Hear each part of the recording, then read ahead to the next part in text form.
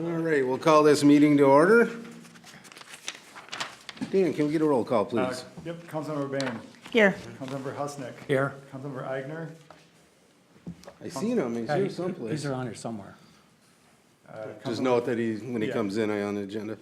Councilmember Freer. Here. And Mayor Winnick. Here. I'd ask everyone to rise for the Pledge of Allegiance. I pledge allegiance to the flag of the United States of America and to the republic for which it stands, one nation, under God, indivisible, with liberty and justice for all.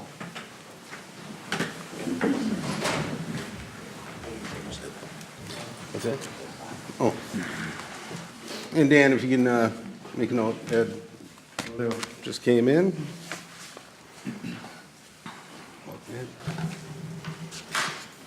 All right, I will look for a approval of the agenda, or changes there too.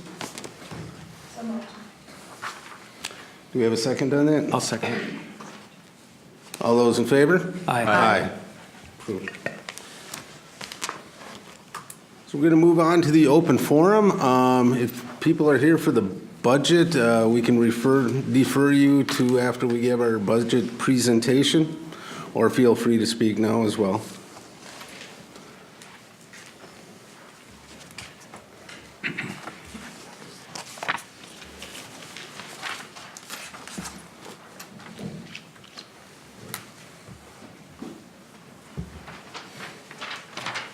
Thanks, Dan. Heidi Bjork. Hello.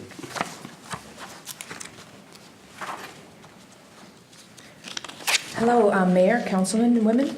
I just wanted to spend just a brief moment talking about the zoning text amendment that has been ahead of you guys, before you guys in the past, and that you spent some time working on the workshop day that you had. And I just wanted to say that I'm excited to see this moving forward, and that the changes that you guys have made, and just kind of excited to see these kinds of things happening. Thank you.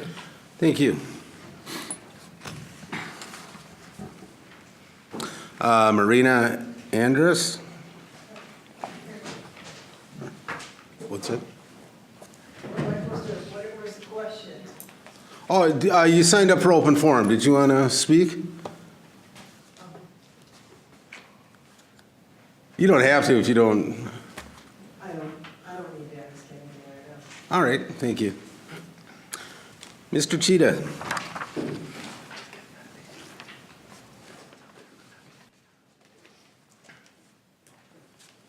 Dick Cheetah, 21833 Healy. Good evening, Mr. Mayor and Council. I'm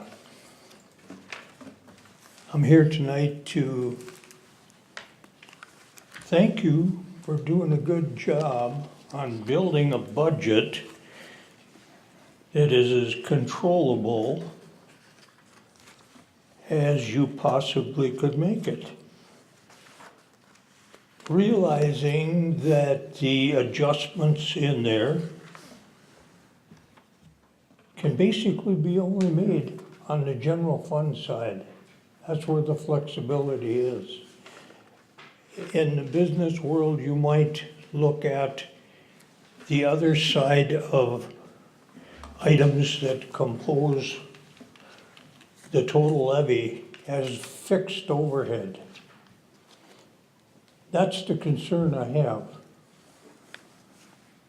Going down the path of continual bonding is like adding another mortgage to your house over and over and over again, and squeezing that side of your budget that is directly working for the people of the community. And it was real easy to see that when you looked at the increase and decreases, that the increase was 27%. And you look at what composed the 27%. It's basically debt that have to be paid. And so when you kick the can down the road and just not use current dollars, pay as you go, you end up bonding because the infrastructure needs must be addressed. And that has a lingering effect year after year. And you can see it, and we're finally at the total 1.4 million on this building. The $500,000 on the YMCA, the industrial park, capital improvements, the whole thing amounts to $2.7 million.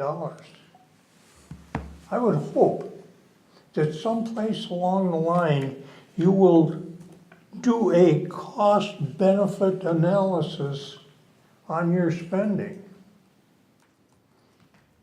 Because I think that you can drive this side so heavily that there's only one other way to go. And that's increase taxes beyond what the growth of the community is. So what I'd like you to do is think about doing an analysis on where you're spending the money. Not how much money, where.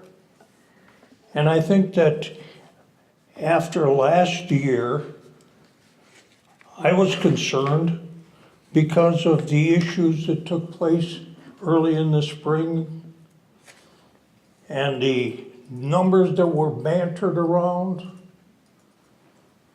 In my view, they weren't accurate. And I bear that statement out with the numbers produced by your auditor. I think that it would be wise to take a good look, because you have right now some real imbalance in the spending. And I think that we're at a point where you have to control that spending and be providing for the general public. And when I say general public, I'm looking at the mass. I'm not looking at a handful of people that are benefiting from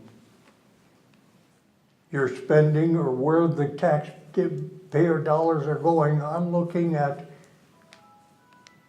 addressing the issues, the roads, the infrastructure, those things that benefit the greatest portion of our community must be addressed.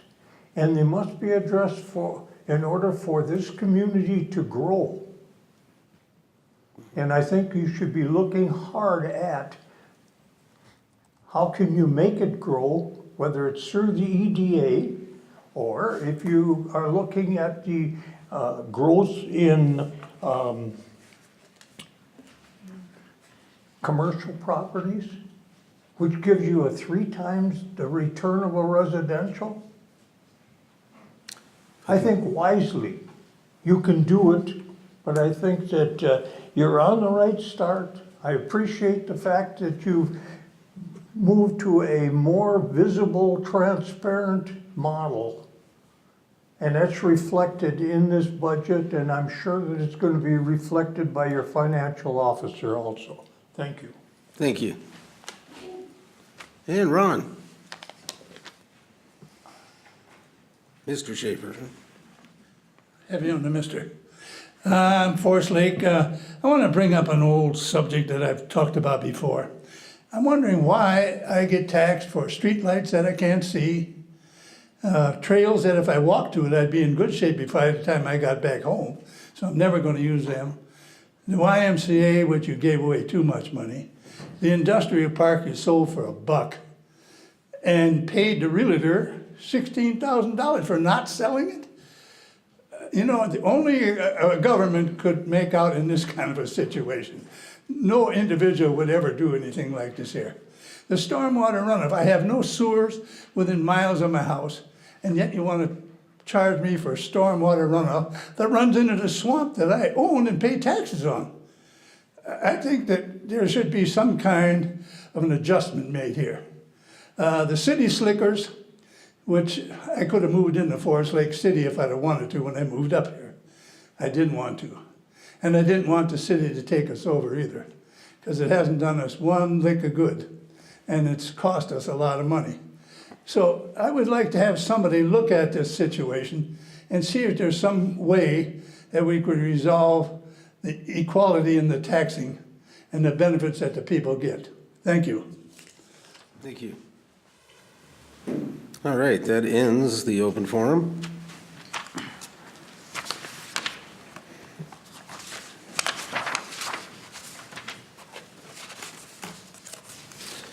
So I will look for approval of the consent agenda.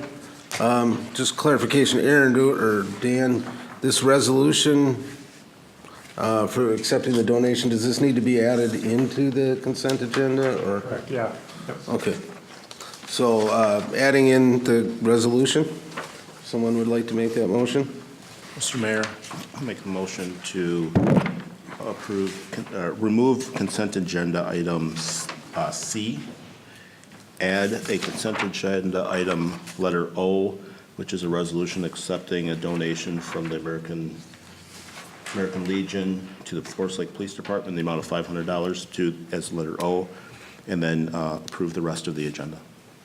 Consent agenda, excuse me. All right, thank you. Do we have a second on that? I'll second. All right, all those in favor? Aye. Aye. Opposed? Motion carries. That brings us to item 6C. Mr. Mayor, I was not in attendance, so I cannot vote on it. All right, I'll look for a motion on that one.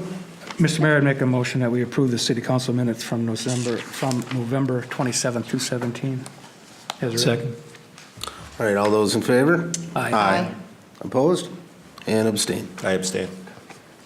Motion carries. That takes us to item 7A. Aaron, or do you want to take us through that? Mayor, members of council, before you this evening, you have the 2018 budget for consideration. Preceding your consideration of that, there is a hearing that is required, and so I think the working plan is that I'll provide a brief overview, and then Gail will provide some additional information for people to consider, and then you can have the opportunity to invite people up to provide any comments that they might have, and then certainly turn the discussion over to you at that point. Overall, as you know, the budget process starts in May, where we solicit preliminary feedback from the council to assess any issues or priorities you want to have evaluated. Then the department heads go to work and in the June and July timeframe, and then the Finance Committee in July and early August reviews the budget prior to generally about 4 council workshops in August. And then we did also have a brief discussion of the budget at the November workshop as a last check-in on the process. So appreciate all the work that all of the stakeholders do to make our process successful. And of course, as you know, there's a number of items that are evaluated. Ultimately, the budget before you this evening does represent a 5.8% increase in the general fund levy. As mentioned earlier, approximately half of that represents the last escalation in debt that we have associated with the city center at approximately $220,000. This budget also represents our movement toward pay-as-you-go capital equipment financing, which has really been a goal that we've had for a number of years, and this year now we are fully funded in that regard, and so that's a positive step forward in terms of not having to consider the use of equipment certificates in the future, and ultimately leveling out the spikes that we've seen in different years in our CIP, and so that's a positive move. I'd also note that this particular levy increase, while it is 5.8%, the tax rate does decrease, and the reason that happens is because there has been growth in the community. Some of that is growth on existing properties that have appreciated in value, and some of that is based on new construction, and Gail will speak to that on a more detailed basis. when she goes through her presentation. Also note that there'll be some additional information provided because there are different classes of property appreciated at higher rates than others, and so you'll see a bit of shifting that's happened within our local tax base. And we'll try to illustrate how that's happened. But again, just thanks for everybody's participation and feedback. I want to turn it over to Gail to go through some specific items for you, and then we're happy to stand for any questions that you have. All right, thank you, Aaron. Mayor and council, yeah, the city administrator did hit on most of the high points there, but I'm going to go through these slides pretty quickly, so if you have a question, just you can ask me to stop. First of all, the taxable market value for the city has increased 9.13%, and that leads to a total tax capacity increase of 8.97% from the prior year. So this leads to a reduction in your tax rate. Higher tax capacity can offset increases in the levy. Next page, some information on the Forest Lake population. Oh, next page. Oh, there we go. Did I miss a page? Oh, I did. I'm sorry. Yeah. The certified property tax levy, as city administrator had stated, is projected to go up 5.8%, and then the tax capacity rate is projected to decrease 3.52%. Then we move on, just some figures I can get off of sites on the internet. The Forest Lake population increased 0.43% from 15 to 16, and the per capita personal income, the average for Washington County, you can't get an average for the city, is a little over $58,000 a year. Some historical perspective on the general fund. These slides are pretty hard to read, but that top line on the general fund history of revenues is property taxes. It is the biggest revenue source for the general fund, and it's 77% of your total revenues. On the expenditure side, the top line is for public safety. That is one of the department with the highest expenditures, and then it's pretty much a tie for second there, and I think it's general government and public works, if I'm not mistaken. We'll have a different slide later on, but the budget expenditures for the general fund are decreasing 1.6%, but part of that has to do with we're going to a pay-as-you-go capital outlay, so we've moved capital outlay out of the general fund into its own separate fund. So that's part of the reason that it's decreasing 1.6%. Next page is your tax levy comparison from pay 17 to pay 18, what's projected, and the total there is 5.8% from 17 to 18. The next page is, there's 2 pages here that represent the general fund budget summary.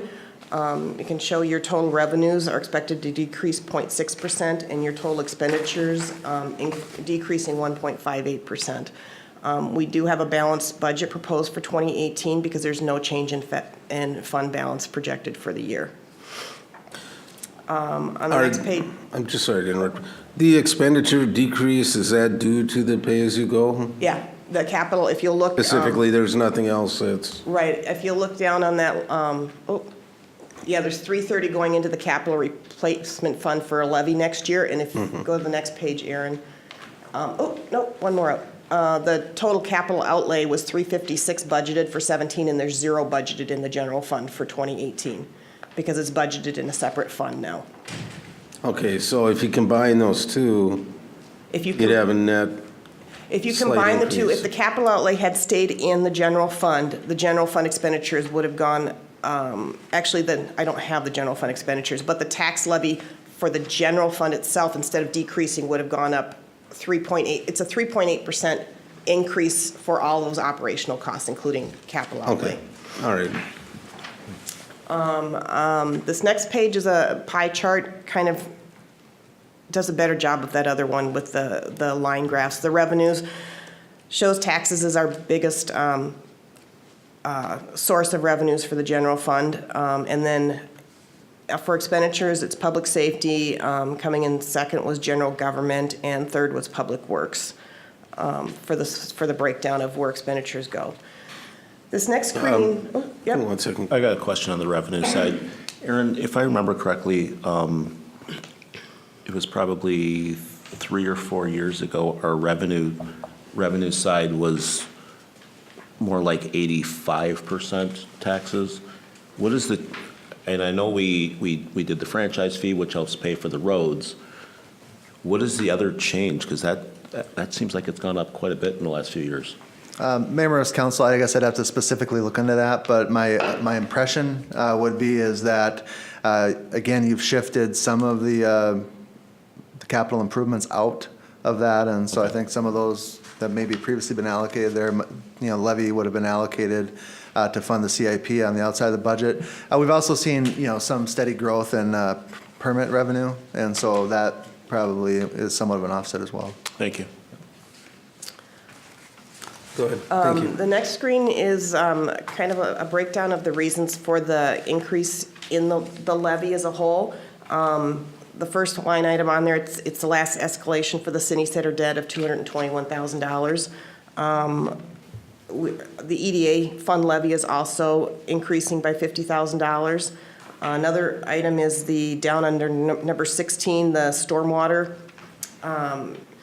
The decision was made not to increase the stormwater fees, so we have a $100,000 increase to offset some of the costs for the stormwater fund.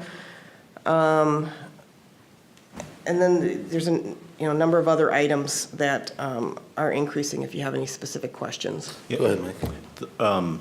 Chief Newman, you walked back in just in time. The $30,000 for fire pre-plan, a portion of that should be paid by Columbus, is that correct? And do we just get reimbursed for that? How does that work? That is correct. I talked to Mayor Dave, and he said they would pay their portion, whatever that base rate is, 23%. Okay. And so what happens with that? That's included in the revenue side of the general Okay. fund. Thank Yep. you. The new fire inspector. Can you go back to that slide? Oh, go ahead. We got 32,350 for add new inspector. Where's that?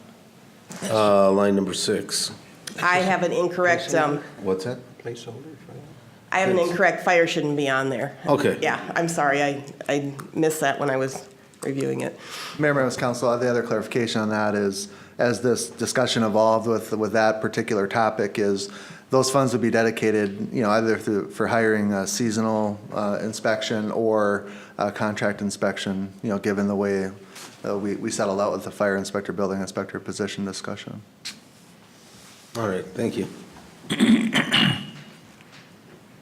This next slide kind of shows how the tax rate is calculated. A lot of this information all comes from the county, so you're taking your certified levy less your fiscal disparities distribution divided by your net tax capacity rate to come up with the tax rate. And then the table on the bottom, the average increase to a median value home was 5.06%. So we kind of showed values from where they were to where they would have been if they had a 5.06% increase, and what the city taxes would have been in 17 and 18. So you can kind of see the change in what will happen to if a house increased that 5.06% at the different levels, what the impact would be on a residential home. The next screen is it's just a percentage change in value. This was given to us by the Washington County also. Kind of shows the pockets of where some of the increases are happening within the city. This next slide shows what the residential homestead percentage change would be for total tax. This is not just your city tax. So over 2,000 parcels, or over about 42% of the residential homesteads in Forest Lake will be seeing a total tax decrease when they get their tax statement, if everybody improves what they had on their preliminary level. Now remember, the Forest Lake, we're actually dropping ours slightly, so these numbers could actually go up. So a 2.5% or less is 60% of the households. A 5% or less is 76% of the households. So you're having a pretty good year here in Forest Lake with the lower amount of increases to the households. Here we have some tax bills that I took off of the website, trying to show what was happening to some of the market values within the city. First one is close to the average value home, And this particular home, the market value increased 4.4%, and they're seeing about a $15 increase in their city tax from one year to the next. The next household is a $367,000 valued home, and they're seeing this particular home is seeing a $31 increase per year in their city taxes. Next one is a home on Forest Lake, valued at $441,000, and they're seeing a $100 increase in their city tax bill. Next one is a home on Clear Lake, valued at just over $424,000, and they're seeing a $35 increase in their city taxes. And finally, I have a commercial property. There was no value increase. Commercial properties kind of stayed flat between these last 2 years, and they're seeing just a $22 increase in their annual city tax. It doesn't include the city portion of fiscal disparities.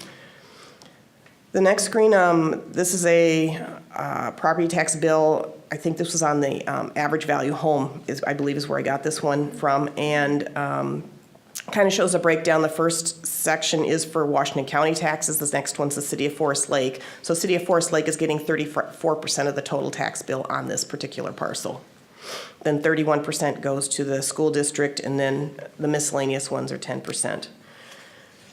And these next set of slides are comparisons with other cities that we do every year.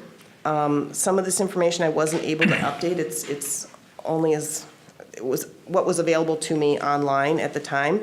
So the amount of taxes on a $250,000 home for 2016, Forest Lake was right in the middle of the pack. It was 6 out of these 11 cities. In city spending governmental funds per capita, for 2015, we were second to lowest for that year. General government spending, 3rd out of the 11. Public safety spending, 7 out of the 11. These are all for 2015 now.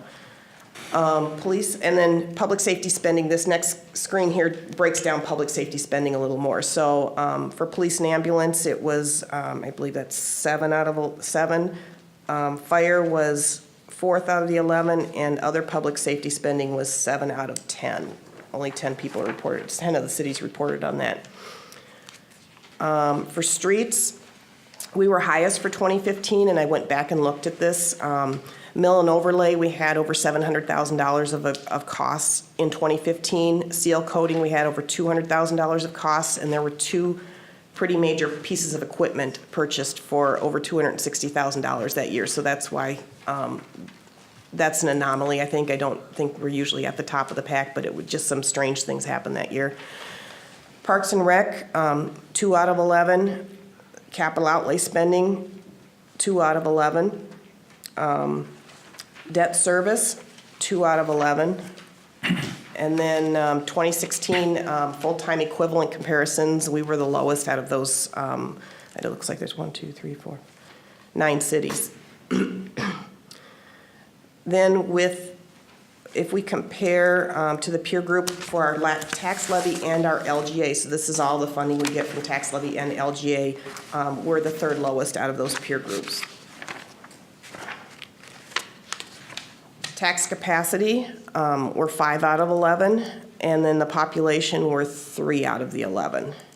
And then the last slide here is I took the average tax bill for a median valued home and broke it down by the different departments based on our budget.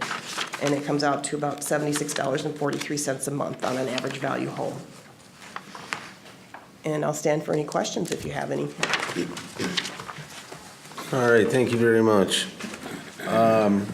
Do we open up the public hearing first and then turn it to the council afterwards? Yeah, Your Honor, I think that sounds like a great idea. The one other comment I would maybe make prior to that is there's really 2 opportunities that we engage the public on what they pay for their government. The one opportunity is this one, of course, the Truth in Taxation hearing or budget hearing we're having tonight, which is principally focused on what we're spending and what people are paying in their taxes. The other opportunity is in April, traditionally, where people are mailed notices about their valuations in terms of how what the value of their property is, which is one of the drivers in their tax bill. And so if people have value questions, oftentimes what we try to do at this hearing is just to get them in touch with the assessor so they can start the process of discussing any value questions they have, and they can bring those forward during the Board of Adjustment and Appeals, because that sometimes is a generator of these questions based on some value changes. So I would just note that the assessor is always available to take feedback on whether people think their value is incorrect, but the time to do that is during that April timeframe, or where you would make adjustments to that is in that April timeframe. All right, thank you. So now I will open up a public hearing. And anyone who would like to speak, ask questions, make comments, please come up to the podium and identify yourself. Going once. Going twice. All right, public hearing is now closed. So we'll turn it back to the council for any questions, comments.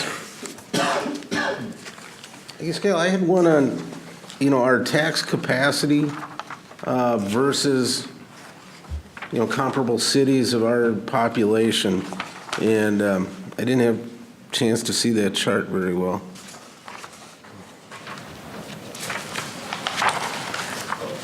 Backwards, the other way, towards the end, yeah, here. Oh, it's for them. He wants a peer group comparison. It's the second to last page. There.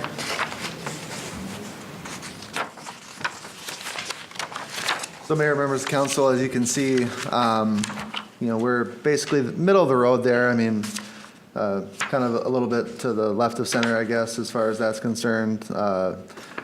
It varies from community to community depending on commercial valuation. I would say that tax capacity is one way to look at your city, and then spending, of course, is the other. I think one of the most accurate, and you'll even see it in this slide here. Try to get back to it. There was a slide that spoke to taxes on the $250,000 home. I don't know where that is exactly, but that's not always a great indicator of looking at where your investment is or how comparable you are to other communities, because the average value home in some communities may be way lower and others may be way higher. So the best way to really look at that is, what's the impact to the average value home as opposed to the $250,000, $200,000, $300,000, because that really can vary from community to community.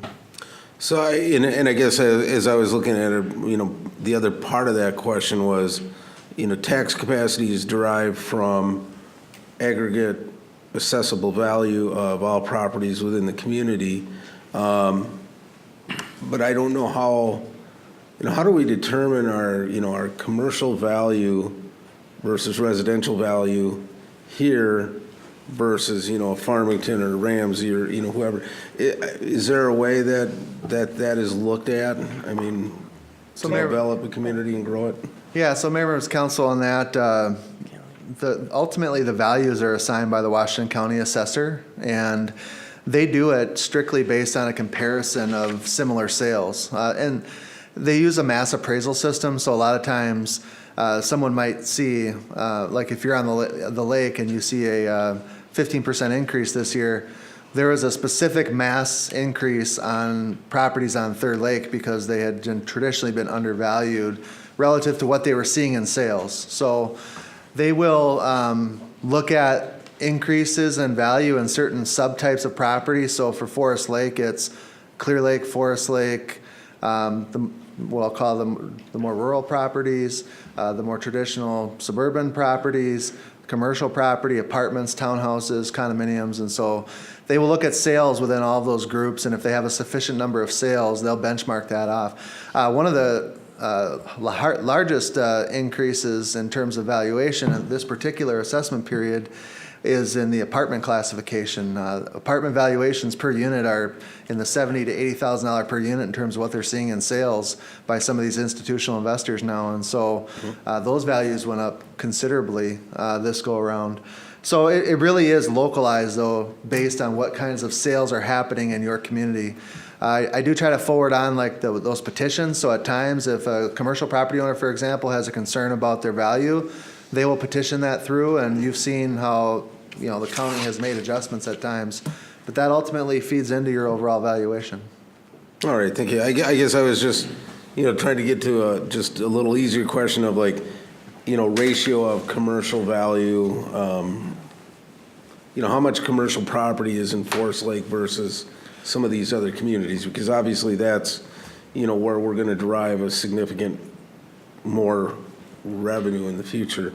I can, But I'm just trying to see, is there, it seems like we've got a lot of potential for growth to try and develop that, but, are we comparable to other cities like this, or are we lagging behind? Because in my view, I think we're lagging behind in that commercial area, and I'm trying to see if the numbers actually can reinforce that a little bit or not. If Yeah, they're we can easy to certainly find. give you that information. I don't have it right here this evening, but we can email that to the council.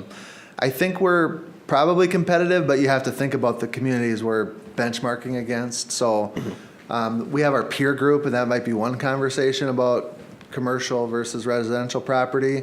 But if you look at Washington County being predominantly residential, I mean, with pockets of commercial and like Woodbury, Oakdale, et cetera, we're actually in Stillwater. I mean, we actually have a fairly high ratio of commercial compared to most communities in Washington County, but it might be different if you look at that peer group. All right, thank you. Do you have any other questions?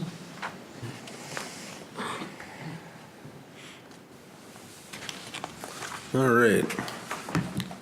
Your Honor, if there's no other questions, then the request would be to consider approval of Resolution 1204-1704, which adopts the 2018 city budget and sets the 2018 tax levy. All right. I guess before we get to that, as we went through that budget, I had a concern on the EDA's budget at 70,000. We added quite a bit to that. Sam, you're on the EDA as well. It's, percentage-wise, it's a significant increase. I think we need money in that budget to do things, but I'm just not comfortable with that 70,000 without some further discussion on it, I guess. I have a question on that. So do we have, part of the EDA has been operating by using fund balance? And there were some, I think some of the Highway 61 improvement projects were funded out of fund balance. And so I understand your question, but the operating change year over year may not be the full 73 to the extent that some of the years were dipping into fund balance. I don't think we were dipping into any fund balance except for the building here. So, Members Council, on that front, you can see here that the 2017 levy for the EDA was 23,000, and then of course that's just basically administrative expenses. We don't assign staff time to that particular area. And then this year's request is for 73,000. We have been drawing down fund balance for the implementation of the Highway 61 and 97, or the Downtown and Highway 61 incentive program. And so there's some different incentives that are provided for exterior enhancements to the buildings. We've done, I think, 3 or 4 of those at this point, which has represented the drawdown there. I think the working idea is about half of the proposed increase that the EDA was provided, or the 50,000 or so that was provided there. About half of that would be allocated to continue funding that program, and then the other half was more discretionary in terms of activities to be determined by the EDA, including additional marketing, and the thought might be is some small area planning or specific pre-development planning activities that might help some sites. So I think that was the conversation that was had there. Didn't we just raise taxes on the 2 hotels in the city to do marketing? I know, I forget the name of the website, but. We didn't pass it. Yeah, we did. No, that was not adopted. It was the local lodging tax discussion, and it was being considered and almost got adopted. It just the owners kind of came in last minute and That's right. indicated they weren't My interested fault. in that. So. You're absolutely right. I remember that now. Yeah. Sorry about That was one of the consensus with the EDA. I mean, just about everybody on the board agreed to try this extra funding to do some of those things that that tax would have taken care of, plus to continue the What is the enhancement programs. Sorry about that. What is the, Sam, what were they talking about with the discretionary portion? I mean, I understand the one part, but what about the discretionary portion? We were looking at some advertising, some other types of promotion. You know, I was all in favor of, you know, at least a $20,000 increase in the budget. But, you know, consensus on the EDA was to, you know, let's throw some more in there, see what, you know, how much of it, you know, stays through the council. And so I'm just, you know, doing a double check. I'm on the EDA, so, you know, I'm going to make sure that, you know, if we have that money, it's spent wisely. I just, you know, once it's there, we've got $70,000 a year, every year going forward. And I don't want there to be a race to try and spend that money every year. If it's going to downtown development, that's great. If we have, you know, 4 or 5 projects, the cap on that's 5,000, correct? That's correct. Per business. So, you know, we'd have to have 4 or 5 businesses a year applying for that. And, you know, if not, you know, we're going to have to build up, you know, money in that. Or You want it to be more project-based, not recurring, it's going to automatically happen every single year. I think that's yeah, fair, given what I we've think, you know, just, it isn't a huge amount, but, you know, once it's in there, it's really hard to make it go away again. Go ahead, Ed. Is that EDA, that funding, the discretionary spending, that, they don't need approval from the council or anything on a project? No, once it's in their budget, then it just needs approval from the EDA itself. Whereas the park and trails is different? That's correct. Parks, Trails, and Lakes is an advisory commission, and council has to approve their spending.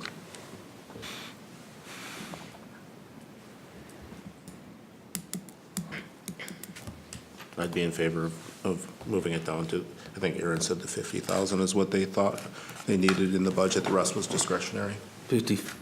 23, and it's at 73, so like Still 53. more than double. Yeah.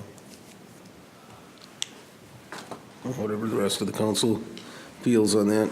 I don't know if we, do we need that in a separate motion and a vote, or? Just reduce it. Mayor, members of council, so if you're looking at making an adjustment there, what you would do is consider approval or make a motion to approve Resolution 1204, 1704 with the condition that the EDA budget be adjusted to whatever you're suggesting. All right. And then I do have one more discussion point. Parks, lakes, and trails in the general government funds, we were looking at only spending $73,000, was it, or somewhere in that neighborhood? We must be spending more for maintenance, other things, or is that just, if you can scroll up to that portion of the budget? Yeah.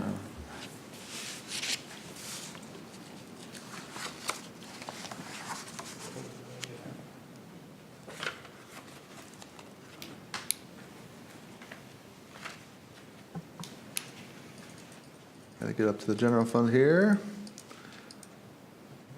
Well, so there's 2 funds that play into maintenance for park dedication. One is, or park improvements. One is park dedication, which basically captures all of our statutory, you know, dedicated fees that we receive. That's very much variable year to year based on collection. So you can see the projected activity that occurs here, but ultimately that really doesn't happen unless the city council approves that. And then other items under the parks area. So, just trying to think if this is Going way up, you'll see the summary for the general fund. Yeah, there's a pie chart, I think that. better for the summary, not the line item here. Yeah, if you could keep going, keep going. Yeah, I know. There. Oh, go down one. Go down one more. Parks and Rec is the next page. At the top there, parks programs. So Mayor, members of council, within that, and our park maintenance spending over the years is fluctuated, and there has been a consolidation that's happened. So previously, there was an amount of maintenance money within parks programs, and then there was an amount of maintenance money within park maintenance. There were sort of these competing ideas. They're basically doing the same thing. So ultimately, your overall budget for park maintenance is $323,730. What that includes is, maybe Gail, you can pull the number here. It's like 70,000, or I don't know the exact number off the top of my head, for specific maintenance activities or damages to equipment, things that are going to occur, throughout the year. And then the balance really is maintenance contracts for mowing, staff time that we allocate to maintain parks and things along those lines. I'm just wondering if on the pie chart, you saw the 575 and thought that first 5 was a dollar sign? No, if we can go up to that pie chart, it just seemed, Yeah, it had 575 on the Didn't pie it? chart. Is that the combination between the programs and the maintenance? That sounds about right. It's everything in the general fund for parks, yeah. So that, Yeah, if we that could scroll. 575, 460 for culture and recreation, that does look like a dollar sign kind of in the front of the 75, but okay, that might have been it then, so.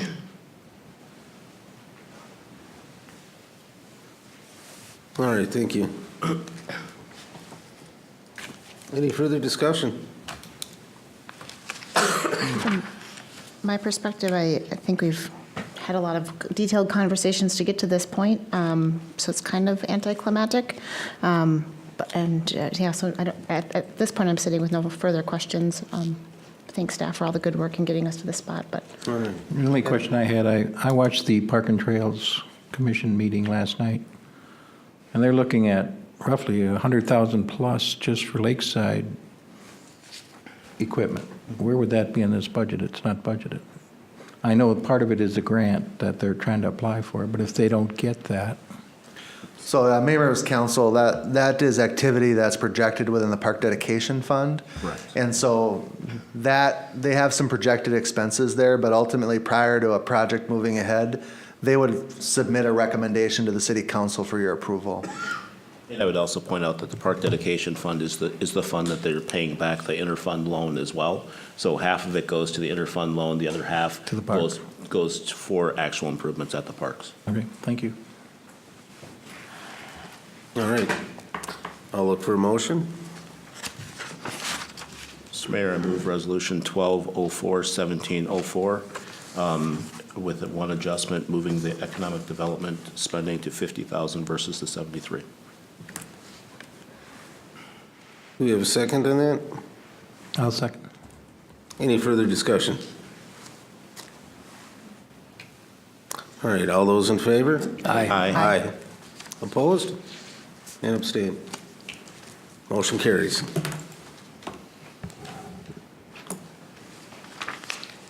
So we are on to 7C.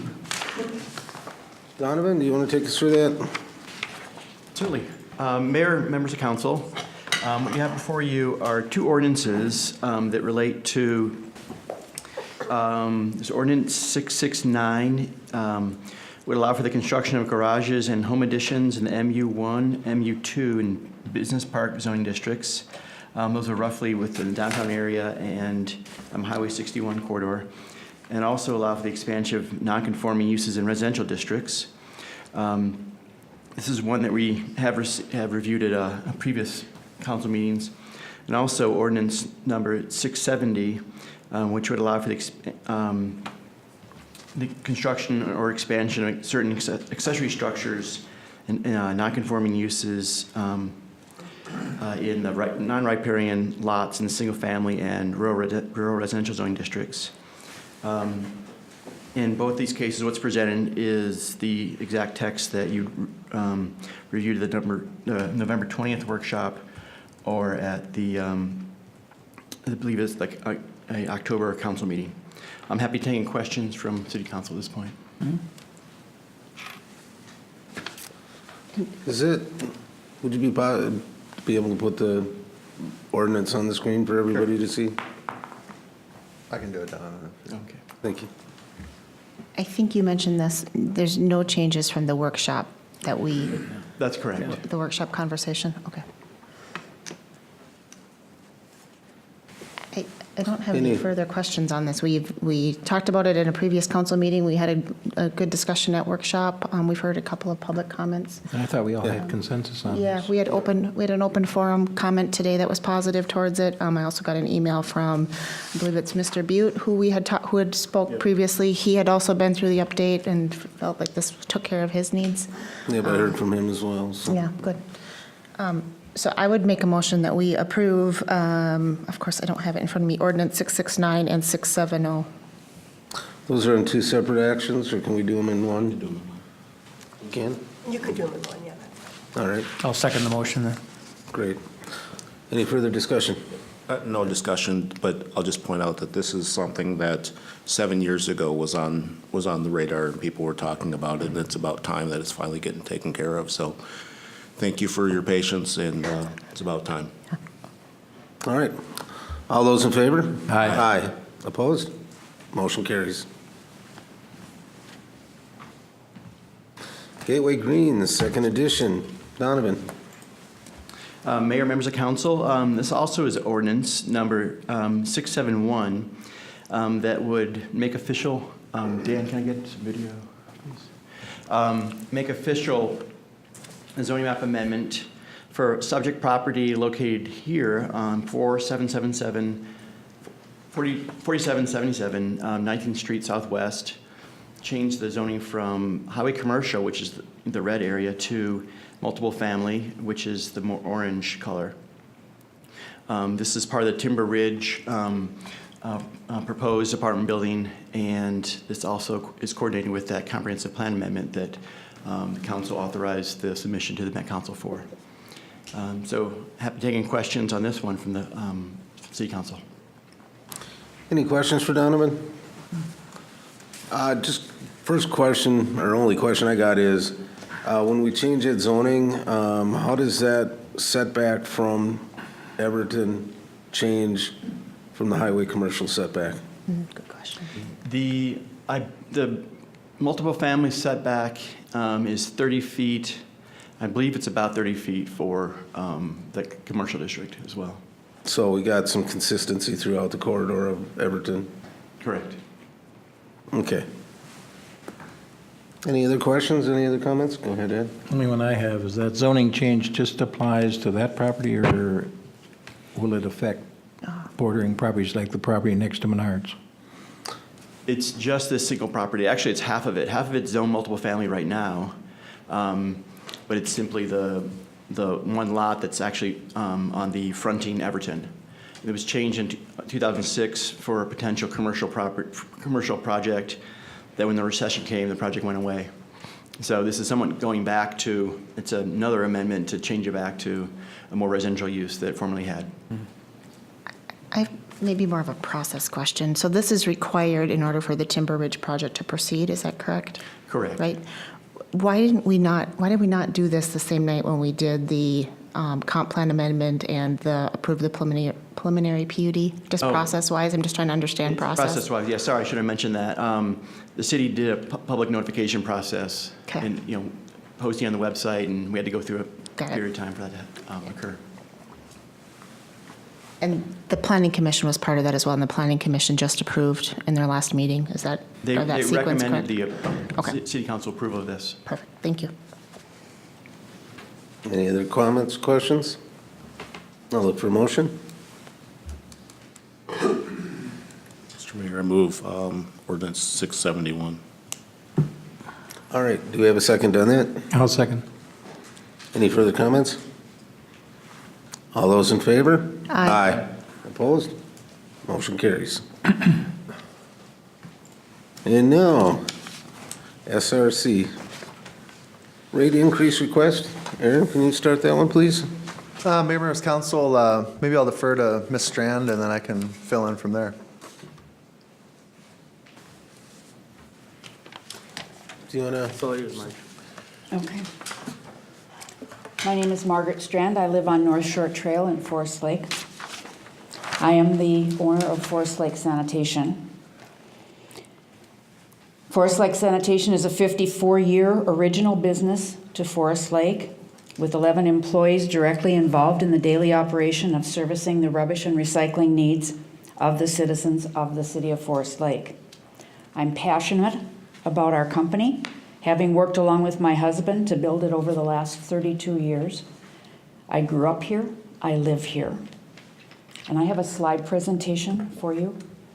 We'll try to go through it together. Forest Lake Sanitation is a city of 36 square miles. Transportation to the disposal site in Newport, which is indicated by the red star. Are you all seeing this? Mm-hmm. Okay. By the red star is 38 miles one way. Forest Lake is the largest area required to transport rubbish to Newport. A little rate history prior to our contract. In February of 1997, which was 20 years ago, the rate for our family-size container was $19 a month. In June of 2002, which was 5.5 years later, we got a $1 increase to $20 a month. In June of 2004, which was 2 years later, we voluntarily dropped the price because our tipping fee went down. So we gave the residents back $1.10, which lasted for 6 years, from 2002 to 2008. And in 2008, which was 4 years later, we asked for our first increase in 6 years. And the city council at that time set our rate at $20.65. With the incoming of the present contract, we dropped our rate to $17.70 a month. During that time, or at that time, well, I'll go forward from here. I was asked by one of the city council people to give us a rate comparison to surrounding communities. I went to Hugo, our closest city, and because we are dealing with different size containers, you will see along the bottom there that we offer, or that the Hugo prices are for a 90-gallon container, and we supply a 96-gallon container, versus on the 60 and 65 and the 30 and the 40-gallon containers. I did a price per gallon comparison, and you will see in the left-hand column that Forest Lake Sanitation is well below 3 other haulers in the Hugo area. And the data was derived from a 2016 license application in the city of Hugo. They have a transport distance of about 20 miles to get down to the disposal site. 2017 numbers were not available to me, as they are just now sending out those license requirements. Do they also have to go all the way out to Newport as well? Yes. Just making sure, thank you. Yes. I also compared the price per gallon to the city of St. Paul. They have entered into a contract that will begin in 2018 with 14 haulers in the city. Again, we have disparity in the size of containers. We offer a 96-gallon. They offer a 95-gallon on their family-size container. As you can see, there is a huge disparity between St. Paul, and they have an 8 to 10 mile delivery charge to the city of Newport. I can give you specific numbers, dollar numbers, on what their rates are. The recycling is billed and collected separately by the city. It goes on their tax rolls, and that the charge for recycling is $4.85 a month, and that is demonstrated in my graph here. I'm asking the city for a 3% price increase from 2015, 2016, and now 2017. Our rate increases are tied to the Consumer Price Index, which is not accurately reflected in our cost of doing business. It's a Midwest CPI, which includes Iowa, North Dakota, South Dakota, Missouri. Minneapolis has a very high consumer price index. You can see how the rate increase would go for the residents of Forest Lake. Very slow, small increases if you give us this rate increase. The first column would indicate what we were in 2014 at the contract beginning. A little bit, I'd get 50 cents in 2015, another 50 cents in 2016, another 50 cents in 2017. And then in January 2018, we have an increase coming at Newport, a tipping fee of 10%. Washington County has done research to collect information. It's nothing scientific, they say, but they've pulled together this data on what the average costs are experienced over Washington County for a 35-gallon cart. The prices range between $11 and $19. If we are granted the price increase that I'm asking for, we'd be at $14.65. The 65-gallon funds between $14 and $20. We would be at $17.60, and our 95-gallon container would be at $20, with the average or the price range in Washington County of $16 to $23.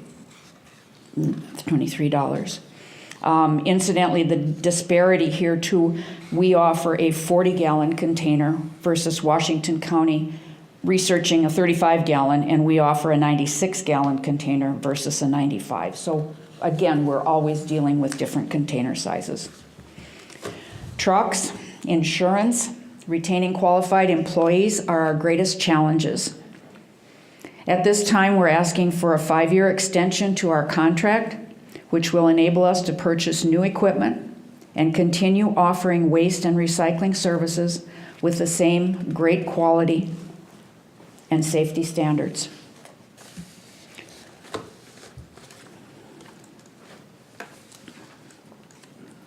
We are the Forest Lake original waste and recycling hauler since 1964. We employ 25 people, providing safe, affordable, and friendly service. We live in the area and support local businesses. We are environmentally responsible. We innovate to find solutions in all of our work.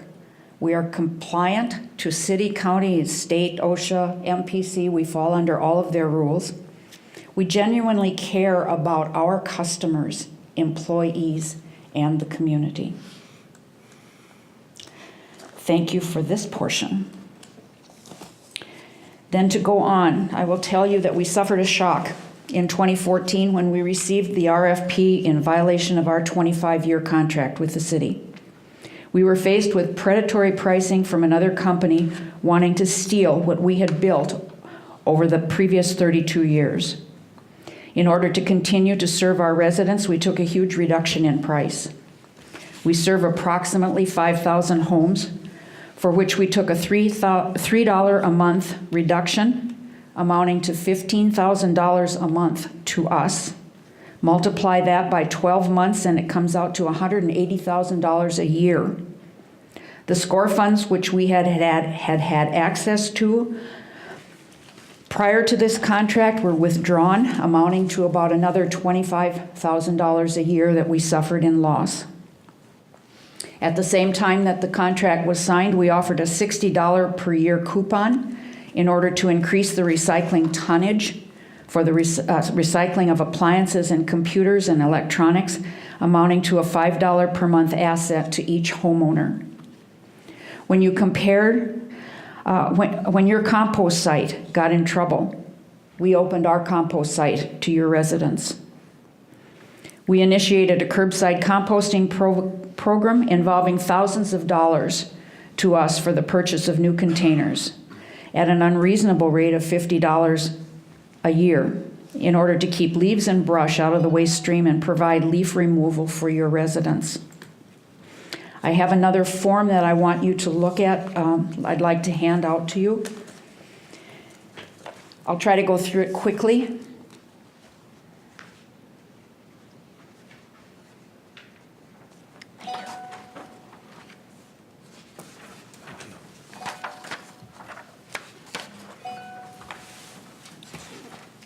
Thank you. Thank you. Thank you, Marge.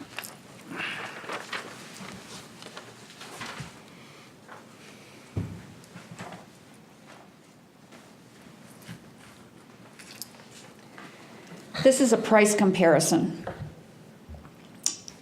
It doesn't compare the different sizes of containers.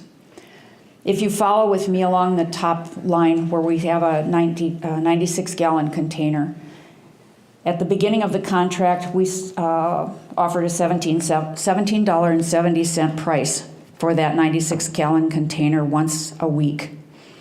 In August of 2015, we were not allowed to ask for an increase because of the contract.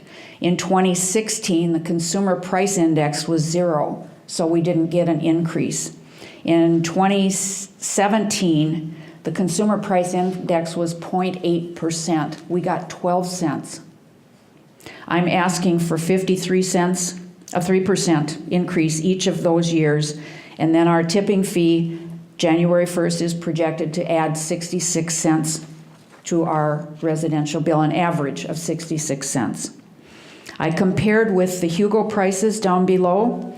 Their 90-gallon container for hauler number 1 is $19.85. It's $21 for all hauler number 2 and $24.19 for hauler number 3. These are 2016 prices. I did not have 2017 prices available to me. But you can see that we are at $20, we're still lower than 2 of the other haulers. They have only 20 miles to deliver their tonnage to Newport. We're driving 38 miles. The city of St. Paul is an astronomical difference. For their 95-gallon container, they're getting $31.69 a month versus I'm asking for $20. In the city of St. Paul, recycling is contracted by Eureka at $4.85 a month. I've shown that in the price adjustment, and it's billed and collected on property taxes by the city. I'm asking for a 5-year extension on our contract in order to facilitate the purchase of 2 garbage trucks that will be used exclusively in the city of Forest Lake.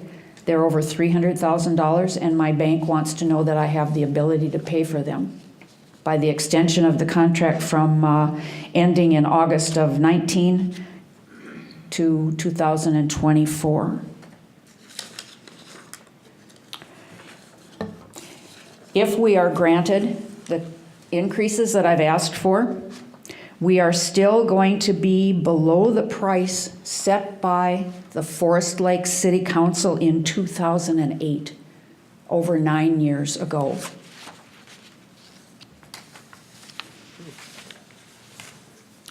If Forest Lake Sanitation goes away, you've lost your local hauler. Do you have any questions? Thank you, Marge. Questions? I want to clarify your ask. So the presentation talked about a 3% increase, but then you also reference a 3% increase for prior years. Yes. Are you looking for a retroactive increase of Yes. something cumulative? Okay. Yes, to get us to where we have a decent living, that we can pay our employees a decent wage, our insurance costs, our health insurance. There isn't anything in our business that hasn't increased, including fuel.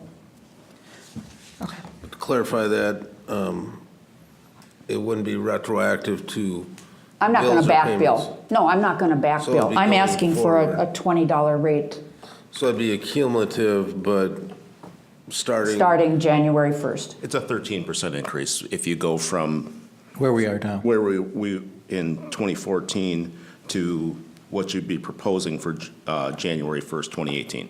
It's a 12.9. To go from $17.70 to $20. That's correct. That's a 13% increase. It's 12.99%. And what's the percent increase from where you are today? That would be what it would be. 13 No, or 'cause she's 12.99. What are you getting right now? What's the comparable rate for the $20 today? Comparable, what do you mean? The- Our contract is saying $17.70, and then we got, if we take the consumer price index of 0.8%, we get 12 cents on, or 14 cents on that. 1784. So we'll go to 12.10%. I would forego that in order to get these, these annual 3% increases. And then again, trying to make sure I understand the ask. It's not a 5-year extension from today. It's 5 years extended from the original contract end date. Which would be 6 years and 6.5 years from now. A 6.5-year contract. Okay, thank you. I think personally, I don't think we should be looking at the increase right now. I wouldn't have any issue having a discussion at a workshop so we can have more conversation about it, but I don't think we should vote on that tonight, but that's my personal opinion. So members of council, just It's to the council right now. Okay, when you're done, I want to talk to you. Thank you. So members of council, obviously a lot of information to take in there tonight. Some pretty significant asks. I think, realistically, instead of kind of throwing this up in front of you this evening, I think it's incumbent upon SRC to make a specific request, to put it in writing, to put it in a letter, to allow staff the opportunity to evaluate it and provide you good information instead of you trying to figure out what exactly they're asking for and all that. I think, there's a number of things I think I have questions about that I think would be important to help you evaluate the issue. I know there's been a lot of different discussion points here tonight, and I'm not going to go into them because, I won't disagree that I don't know that it's appropriate to consider that. I think realistically, we went through an RFP process. This was bid. The one item within the agreement that does provide flexibility is to reopen for increases in the tipping fees, and I'd acknowledge that in both 17 and 18, those are projected to increase. With that being said, the benefit over organized collection is that you have the opportunity to bid an entire community's worth of work to one company and in essence provide a monopoly to that one company. Unfortunately, from a business perspective, when you decide to engage in that kind of an arrangement and enter that kind of a contract with the government, it does become sort of this interactive process where you have to be willing to share information and where you have to be willing to basically kind of open the books to talk about, the justification for these types of changes. Personally speaking, just based on what I've heard here tonight, I think the only thing that would really be different than what reasonable business assumptions would have been when the time this was bid is the tipping price increase. All this other stuff, fuel has not been that dynamic. I think one can reasonably project what the fleet would have done over the duration of the contract. I think you can reasonably project your employee expenses through the duration of the contract, at least in some degree. I would just note for historical reference that when we awarded the contract to SRC, they were not the lowest bidder. They were not the best price at the time, so there was a local preference expressed at that point in time. I think you can see, though, it did represent savings for the community. That is part of what you are doing when you do bid this is, I don't know what the right price is for garbage. You don't either. And so realistically, in order for us to appropriately assess what the right price is for this community with all the different variables and what the efficiencies you get by bidding it all at once, you have to bid it out. That's the only way it works. That's the only way it's equitable for the community to determine what it is. Now, you might have a strong local preference like was expressed last time around, and you can say, you know what, the differential here, the $60 per year that we elected to allow SRC to charge above and beyond the other contractor, which by an estimation over the duration of the agreement is anywhere from $1 million more the community paid to $1.6 million more the community paid, depending on what the customer count ultimately is. So I think there was an expression on the part of the council at that time that there was value in that. We decided to pay over $1 million more. We decided on behalf of the residents to allow them to pay more than $1 million more than what was ultimately decided upon. So, or what was available in the alternative. So I would say that bidding it out is the only way to do that. I mean, I'll just be very straight honest with you. I will never give you a recommendation that any kind of extension of this agreement is something I would recommend to you. I think at the end of the 5-year duration, you should bid it. It's a good business practice. You may again express the desire for a local preference at that time, but it's not a reasonable business practice like we did previously to let this thing go for 20+ years. So I just I'm gonna put that out there for your consideration. I would also say, again, if a rate increase is proposed due to tipping fees, we do have the ability to proceed and issue a request for proposals. That is provided as a contingency of the agreement. There are some pieces of information that we do not have right now. There are some non-compliance areas within the agreement that I think, in fairness to SRC, we have not expressed what those are. But when you're making this kind of an ask, I think there's some information that we're obligated to provide or receive in order to, have a good evaluation of the request. There's some other minor things, I think, outside of providing a specific request for us to review in writing, on paper, and evaluating some of those things, including a current list and count. So we know the overall magnitude of the request. We can correlate it to the $7 per ton tipping fee increase, so we have a sense of what that really means and what the rate is doing there. On a minor note, there was a fairly large decrease in recycling from 15 to 16. I think it's incumbent upon us to understand that. We have goals we have to meet with the county, and our recycling, I believe, decreased 6% in that period of time. And we're supposed to be moving toward 50% recycling as the goal, and we're moving backwards, and so we need to understand, what the reasoning is for that. You can cherry pick different items on prices, okay? I mean, you can come in here and say, Hugo's paying more, but they're not organized either. So they have not introduced the competition model or basically the benefit of the joint purchasing that's provided with organized collection. St. Paul and their agreement, unless you look at what their specific agreement is, they may have a number of insurance requirements, they may have more frequent collection requirements, they may have organics requirements, they may have environmental things that are required within their fleet. I mean, conversely, for a 95-gallon container in Maplewood, the price is $13.07. And so you can pick prices wherever you want to pick prices to determine competitiveness. But I'm going to put that in the I don't know, the market has to tell me category. There was mention of the recycling agreement. We have to be diligent about how we spend those dollars. They are not, basically a pass-through to the hauler. There are specific requirements that the county has for us to meet. And I just reiterate, my ultimate perspective on this is I think there's room for conversation for a tipping fee discussion if you want to. You're not obligated to. I mean, you can adopt the perspective that someone could have reasonably anticipated tipping fee increases in the course of the agreement. This is larger than maybe would be reasonable. So there might be room for conversation in that regard.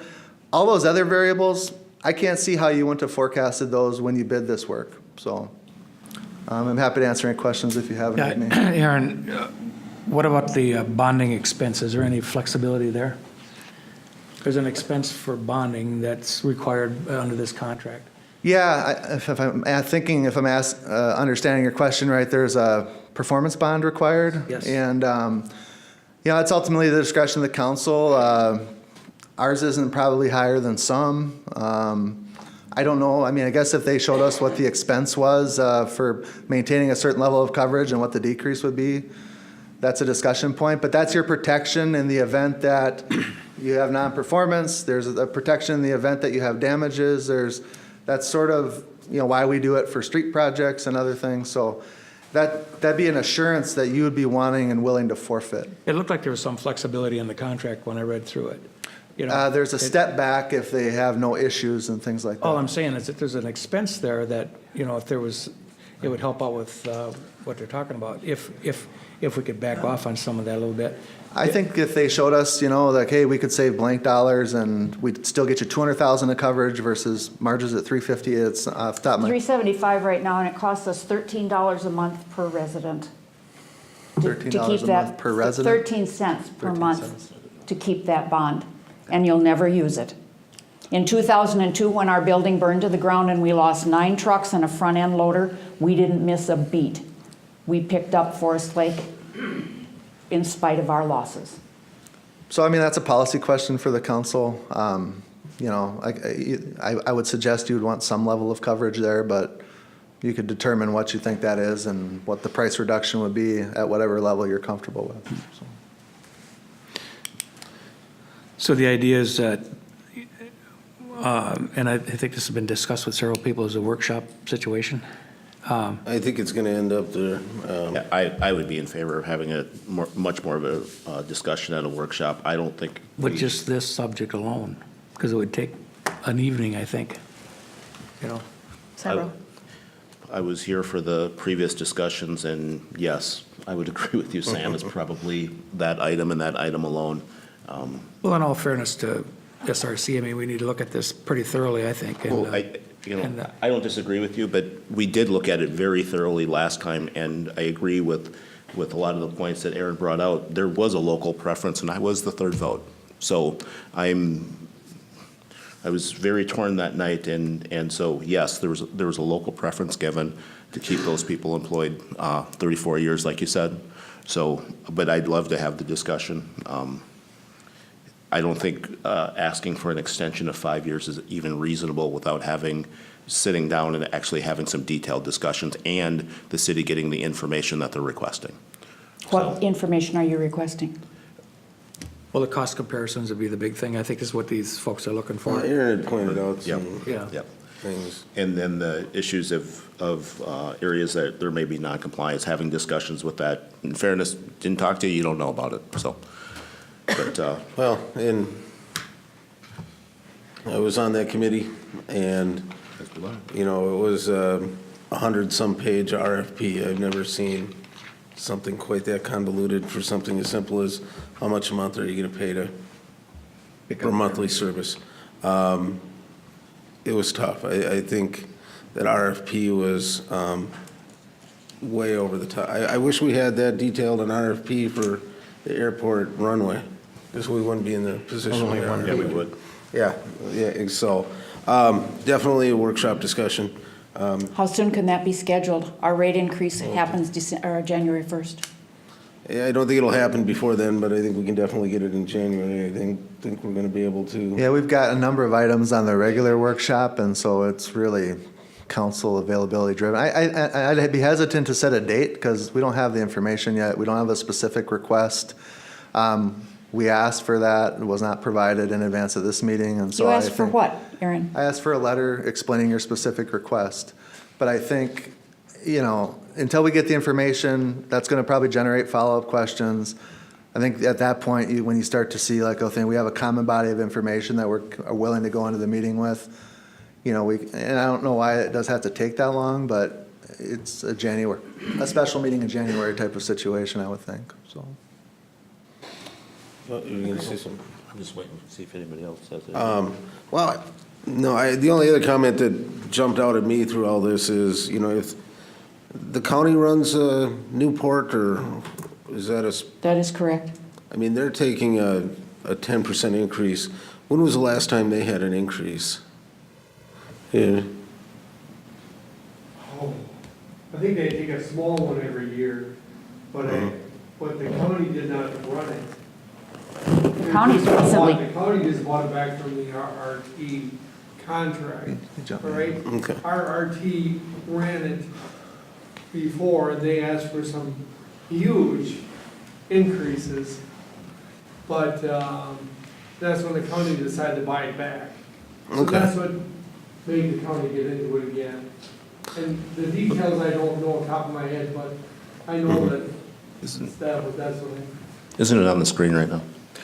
Yeah, so members of council, the history on the tipping fees, at least back to 13, and it's not just the fee the county charges, they've paired that up with a rebate that they've offered in the past, and so, you kind of have your actual cost per ton. And what they're doing now, previously it was not necessarily required to haul down to Newport. Now they've adopted an amendment to their solid waste ordinance that does require everything to go to Newport. So all Washington County will be on a kind of a competitive playing field from that perspective now. But that doesn't mean like Anoka County. I'm not sure what happens there, but they may have a different, set of issues. But they are phasing out the hauler rebate and just basically going to more of a fixed price model. So you'll see that over time move away. But you can see that the change that's proposed to happen here is the net cost going from $58, which has been very consistent, at least in this window and in the window of our agreement. And again, my assumption is if I'm bidding this contract as a hauler, that I'm going to project some cost escalation into there. I don't know what, and I guess we can spend some time looking at the percentages there, to 69, so, in 2019. But 2019 is the last year of the agreement, or the expiration is, I believe, July of 2019. And so really you're discussing more of that 17 and 18, piece of information there. So how much ahead of that date does the bidding start on a contract like that, Aaron? Mayor and Council, I would suggest to you that you'd want to start at least a year in advance. If you recall, last time we went through the process, it took quite some time. One, just to give people the opportunity to provide thoughtful, bids, but then also, if you are going to transition service, there's definitely a transition plan that has to be implemented, So we're basically talking about next year starting with this bidding process. I believe that's correct. Yeah, I think you're in that timeframe. I sense in your questions that you're looking for some expedited action, and just from where I sit, one council member's opinion, it would be much easier for us to just consider a increase in tipping fee. It's a concrete request. We can crunch the numbers. I foresee that being a faster process, but also to tag on top of that a 5-year extension, in my opinion, that opens up a can of worms. And so something that we are, in my opinion, I can't speak for we, but I'm open to entertaining that question, but want to set your expectations that is, in my opinion, a much longer process that is going to require a much more thorough evaluation. So something to consider in your ask, just to set expectations. Again, just from one council member's opinion. Can you authorize the 66 cents tipping fee increase for January 1st? I guess we can if somebody wants to make a motion on that. I would be in agreement with it for sure. That's just my opinion. I think we have to have the full discussion. I don't know why we would just vote to increase something based on portion of the information. We don't have the city getting all the information and help providing it. We're taking it from the contractor. And believe me, I don't think she's giving us false information, but there's additional information that we should be asking for. So I would not be willing to do that. I'd be willing to squeeze something in even this month so we can try to get it. That would be wonderful. But I'm one person, so. I agree with Councilmember Freer's thoughts. I think we all benefit from the conversation, and you've presented us with a lot of information tonight, but I think we need an opportunity to really digest it, get staff's perspective, and again, have that information that staff's requested. Any other input? But that also, just real quick, that also is, meaning you have to provide the information that the city's looking for to also be able to make that decision sooner rather than later, so. Well, I think, to help facilitate what's happening, I don't know, I'm kind of getting a general pulse of the council is a little more receptive to the tipping fee increase. We might have to break this down into 2 or 3 discussions, one on the tipping fee, one on the other fees, one on the contract itself. They may or may not be at the same workshop, but I think if we can tackle this in those 3 steps, rather than trying to all or nothing one decision on it, would you be okay with the first meeting or first workshop to talk about that tipping fee in January? There's not much to talk about. It's going up 10%. It's going up from $70 a ton to $77 a ton. It's fixed. There's not a lot of discussion. It's something that the county has decided. And that starts January 1? January 1.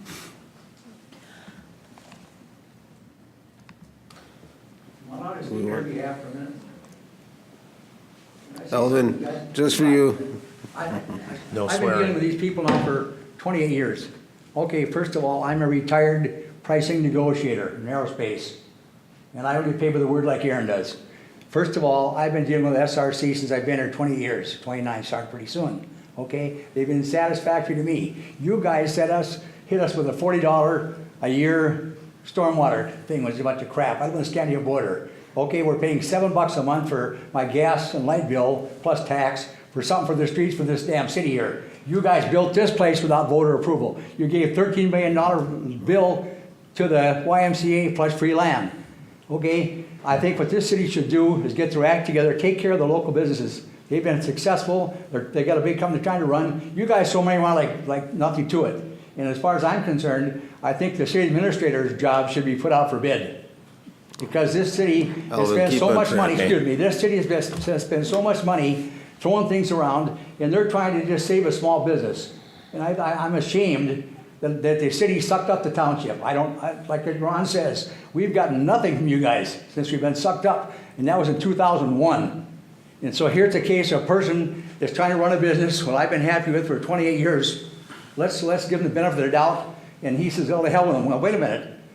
The hell with the people. Let the people. I'd like to see the township go back to the way it was. Get out of this city. Thank you. Thank you, Alvin. Do something right for a change. And, Aaron's doing his job. Let's keep on focus, and I appreciate your passion for things, but. Your own city budget went up 5.8%. You can't operate without an increase in your budget. In fairness, you bid a contract. In fairness, there was predatory pricing against us. In fairness, you bid what you decided to bid. You put the price in fairness, okay? So you're absolutely right. The budget's going up 5.8%. I don't disagree with you whatsoever. But at the same time, you put in the bid. And I'm open to having the discussion, but I'm not open to doing it tonight. Mr. Mayor, I move to table until a workshop either this month or very, very early next month, so we can get this resolved as soon as possible for SRC. All right. We have a motion? Do we have a second? I'll second. All right, any further discussion on that? No discussion on the table. No discussion. No discussion. All right. No discussion on No discussion. We got to take a vote. If you want, I'll withdraw it if you want. Do you want me to withdraw it? I withdraw my table. Withdraw it for now. Withdraw my motion. Withdraw my second. Go ahead, Ed. And the only thing I wanted to clarify in the motion is that we, instead of like Ben said, instead of trying to tackle the whole thing in one workshop, which doesn't seem realistic, that we limit it to maybe a tipping fee. I think that depends on what the request is from, I think we're reactionary to what the request is, which is why I provided the feedback on. I think you're hearing it's going to be a longer process for a bigger request. And this doesn't serve as a request? Depend on the request of that is a request, but if you're looking for a 5-year extension, kind of back to, that is a longer. The tipping fee. And that's a longer, so that is a longer process than a one night meeting, in my opinion. And for me, I'm open to whatever process. I think it gets defined between the city administrator and SRC. If that means we have to come here 2 days in a row, fine. That's what I'm willing to do that. But I think it's dependent upon those discussions and how fast that information can get passed back and forth. Well, and I don't know if it's more than one workshop. I just wanted to break it out into three points of discussion rather than, Yes. all or nothing, because we are, in my view, we're dealing with three. I don't think it's going to take big us long, factors, but so I think we'll be fine. I think the tipping fee will be real quick, easy, but the other ones, I think are going to take a little longer time anyway. But so, Ed, you had your question answered? Yeah, I'm fine. Go ahead, Mike. Mr. Mayor, make a motion to table SRC request to the workshop early this month, or in December or early in January, in order to take care of this as soon as possible, so the SRC has some certainty. I'll second. Okay, we have a motion and a second. All those in favor? Aye. Opposed? Aye. And any abstains? Okay, motion carries. And if you don't mind, I'll work with Aaron to set something up here.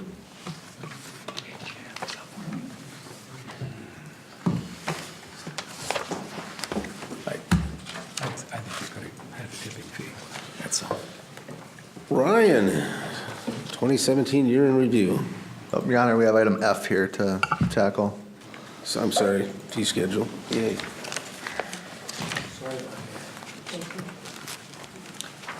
Your Honor, so item F is the fee schedule ordinance, ordinance number 672. That's before you this evening. Dan's actually passing out the exhibits to the ordinance that you had previously seen and discussed in the workshop, but they were not included in the packet. Thanks to Mr. Schaefer for pointing that out to us. And Dan, maybe you could put an extra copy over there, so if people want to look at those, they can see that. Overall, this is generally consistent with the fee schedule that you reviewed and discussed at the workshop. I would make a note that at the last Parks, Trails, and Lakes Commission, they did make one recommendation for a small fee for dedicated reserved ice time. There's been some interest expressed in doing birthday parties at the skating rinks and things like that, and so there's an hourly charge of, I believe, $15 an hour or something like that for the dedication of the space. So that's a noted change. Otherwise, everything else in here is consistent with your previous discussion, and the recommendation would be to move approval of ordinance 672. And with that, I'd be happy to answer any questions that you have. Any questions? At risk of belaboring a small point, the point to add a charge for a ice fee for an hourly for reserved rate, is that to compensate staff time for closing said rink? I guess I asked that question because I believe we're on a path of trying to make this simpler rather than longer. And I'm okay with us reserving ice space. I would just say do it at no rate, although completely ignorant to what the costs are, hence my question. Yeah, members of council, I think there's just a desire to have some monetary contribution, more, just like we do with ball fields. They're always open to the public unless they're reserved on a dedicated basis. If you don't do that, I think you can have a standing request to reserve it and kind of monopolize the use of the public resource. So I think that's probably part of it. Dan, do you recall any of the other discussion that might have taken place? The Hockey Association, I believe, had reached out to Jamie looking for long-term or kind of consistent practice time there, and they were willing to pay a fee for that guaranteed nightly reservation for use of the rinks for practicing. I believe that was discussed at the meeting. Also, Councilmember Bain, in the past, probably 2 years or so, the Forest Lake Hockey Association actually helped flood one of the two rinks, and so for taking care of that rink, and well, actually both rinks, they were actually able to use the one exclusively, and so I think that arrangement has ended, and so this is just a way of kind of putting it into place, if you will, formally. Go ahead, Ed. And one of the things I was confused when I watched that, the Park and Trails Commission, I believe this topic came up, and the rental of the ice time, I understood, and that would be, just like you said, the Hockey Association, probably on one rink, public open to the other rink. But then they wanted they passed an additional fee for use of the warming house, or whatever you want to call it, but that would remain open to the public. So I was a little confused as how can you rent it out and at the same time keep it open to the public and charge a fee to one when the other people are in there? I mean, there's no advantage to that. So I would point out that we are able to move forward without increasing that fee and bring that back for more discussion if necessary. I guess I would be in favor of more of a policy conversation of usage of by community groups like the Hockey Association versus general open hours, and set more of a policy decision. And then maybe perhaps so many requests per household in a year or in a season, so you kind of avoid that somebody has it reserved constantly. But to me, it seems like you could set some policy parameters around that don't put a cost on it. Because I think the cost is nominal and it becomes again, yet another fee that doesn't really amount to much, but administratively it's a hassle to collect and pay. It costs us more to collect them than what we get out of them. Right. I just didn't see how you could charge a fee when you have the same facility open to the public, and the public's not paying a fee. So, Yeah, I mean, generally, you'd be looking for dedicated use, and I might have missed some of the conversation. So if you certainly, you can, pass this without including that. It's not been something we've historically had in there, and we could, have it, deferred for a more detailed discussion if that's. Do they need it to, they can operate as is and table come back to, okay. I mean, the fees we're charging here are pretty minimal. I mean, it was only That's what I'm just it was trying only to like Not a avoid. monetary Let's- issue. Right. It's not.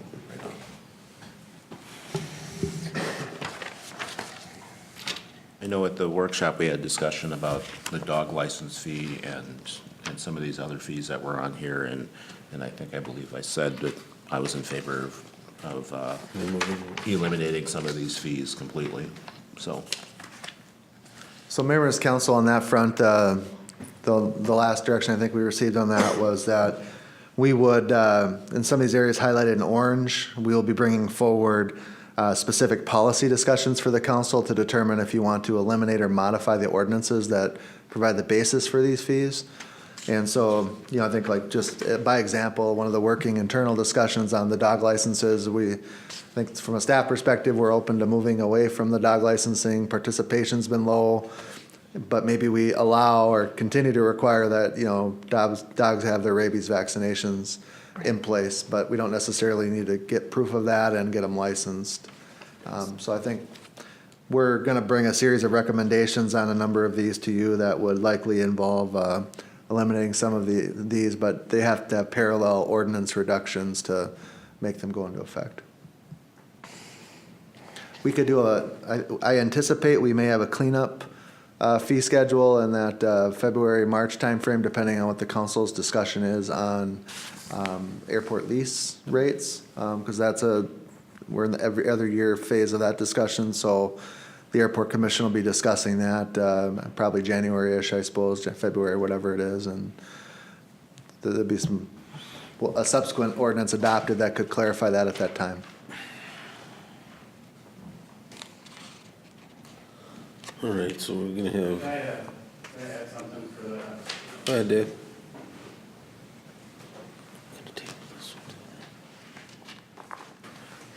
Park mowing fee, Good evening. Just to get back to the ice reserving, I think what Parks, Lakes, and Trails are trying to accomplish is a policy-wide, like if you want to rent the gazebo, you pay a fee to rent the gazebo, then it guarantees you that when you come to the park that you're going to be able to use it. No different than the rink. The Hockey Association wants to come and practice. Well, if it's open to the public, they can't kick anybody off there. But if they pay the $15, if it's worth it to them to practice, then they come there. There will be, a sheet inside the warming house saying that from 6 to 7 there's hockey practice, and that gives them the ability to use it. And they're willing to pay those fees or to have a birthday party saying, I want a birthday party, week at the ice or we have the warming house. I think it's more of having the peace of mind. They want to pay that money to have the peace of mind when they show up, they have the ability to use it. And I think that's kind of where Parks, Lakes, and Trails are going with that. If you'd like to use it and reserve it, then, and it has a nominal fee, but it's a peace of mind knowing you show up, you have the ability to use it. So I think that's kind of their angle there. And to be clear, I agree with everything you just said from a policy perspective. I would just say, do you need a fee to accomplish that? And we can have that conversation later. And I think the ice time part would be that you'd make sure that it was Zamboni beforehand and the warming house would be there and all that. And then there is a cost associated with that. That's part of what I want to better understand. Correct, yeah. The rink attendant, or the warming house attendants Yep. are about Yep. that rate. So if it's for an hour, it's pretty much Yep. compensating the attendant there on top of the maintenance to make sure it's skatable. We don't do any type of ice prep there, do we? I mean, it just flood the rink. We have a Zamboni now, so we Zamboni the ice. At the Tower Park? Yeah, Tower and Belts. Okay. Well, that's definitely a value. I mean, I think. And that is, right. Does the warming house service 2 rinks? Yep. Yeah. So that's where I was getting confused, because I understand the ice time. They want to be able to, just like you said, be able to reserve the rink, and they get the rink at a certain time, that's fine. But I don't see how you can charge a fee for the warming house when it's still open to the public. Well, the warming house isn't open, 7 in the morning to 7 at night, so, at certain times there will be attendance there, but if it's outside of those hours, then you have to pay for somebody to come there, unlock it, be in there while there's people there. And I understand it that way, but that's not the way they explained it. Yeah, I'm not sure the way the fee schedule is structured is we're not dedicating the warming house. I mean, it's implied if you're renting the ice that you have access to the warming house, but it's not necessarily dedicated for use. And there's multiple areas people can skate, so I don't know that it's gonna be exclusive use. I think it's just kind of a piece of what you have That's what I available, but didn't understand. you're renting the ice. Yeah, and that's why I couldn't understand how you're paying a fee for the warming house when it's still open to the public.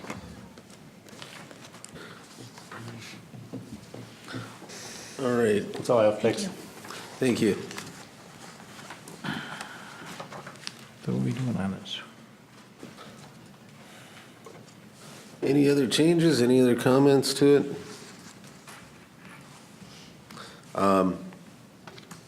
Under administration, the adult-oriented business, I'd like to see a significant increase there. I don't know where we stand legally on that, but I would think $500 would be still a reasonable amount for something like that. Mayor, members of council, when you're setting these fees, generally what you're attempting to do is make the fee commensurate with your activity.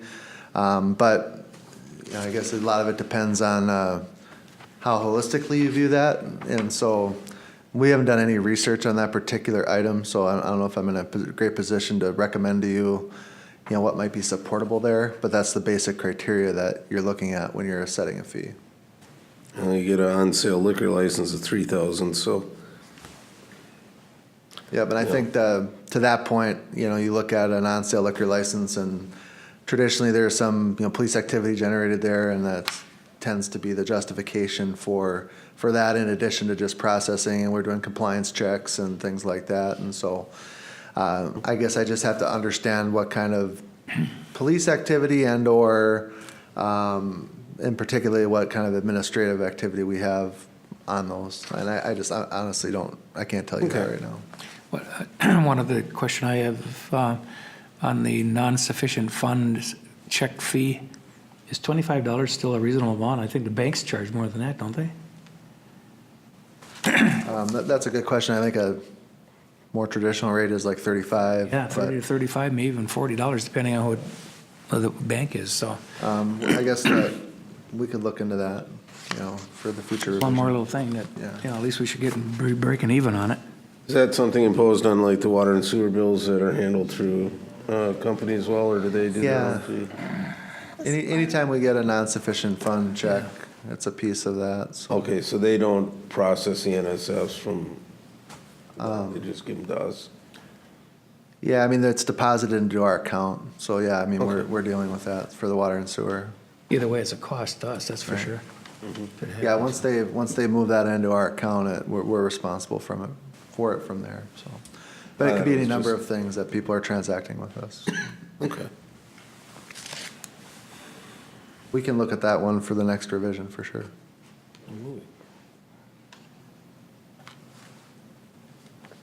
I guess if we're going to if we're kind of now on the list of things to consider for future license, given recent activities, massage location, we might want to consider kind of do the analysis of activity and what it takes to support as compared to the license, and make sure it's commensurate.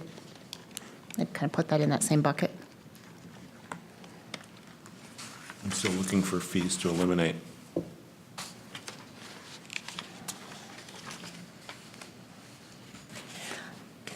And we're happy I to think look you've into got any of a those. pretty strong argument later on for a elimination of the dog license. I think that's probably one area of mutual agreement. Yeah. Looking for more. Although, Any suggestions? I do have some suggestions, we can talk. That one, 'cause the only one paying that is. Dave, didn't you also combine things together? Mayor's council, yeah, so in our ongoing effort to reduce the size of the fee schedule, we kind of banded Dave's labor rates instead of having, and equipment rates, so they're not, they're less categories than there used to be. Getting better. All right, well.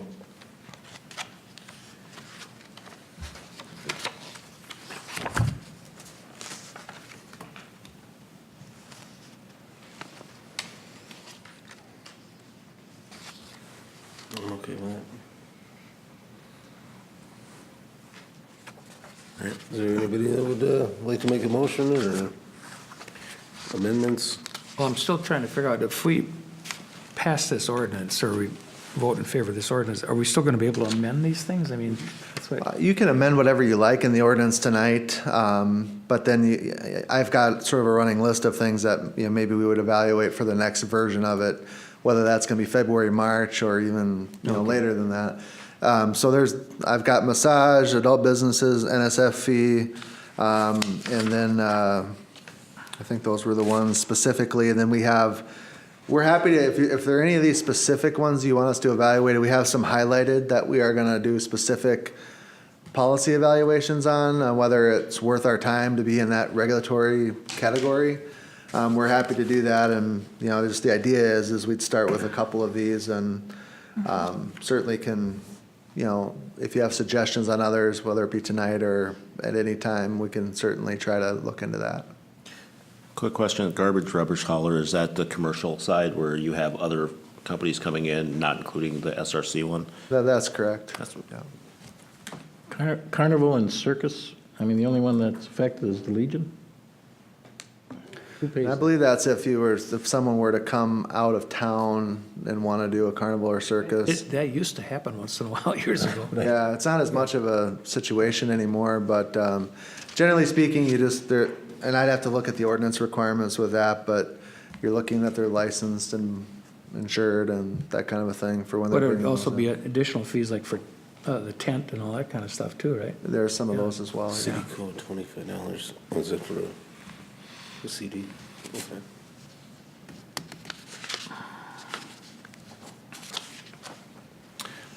Mr. Mayor, I move ordinance 672.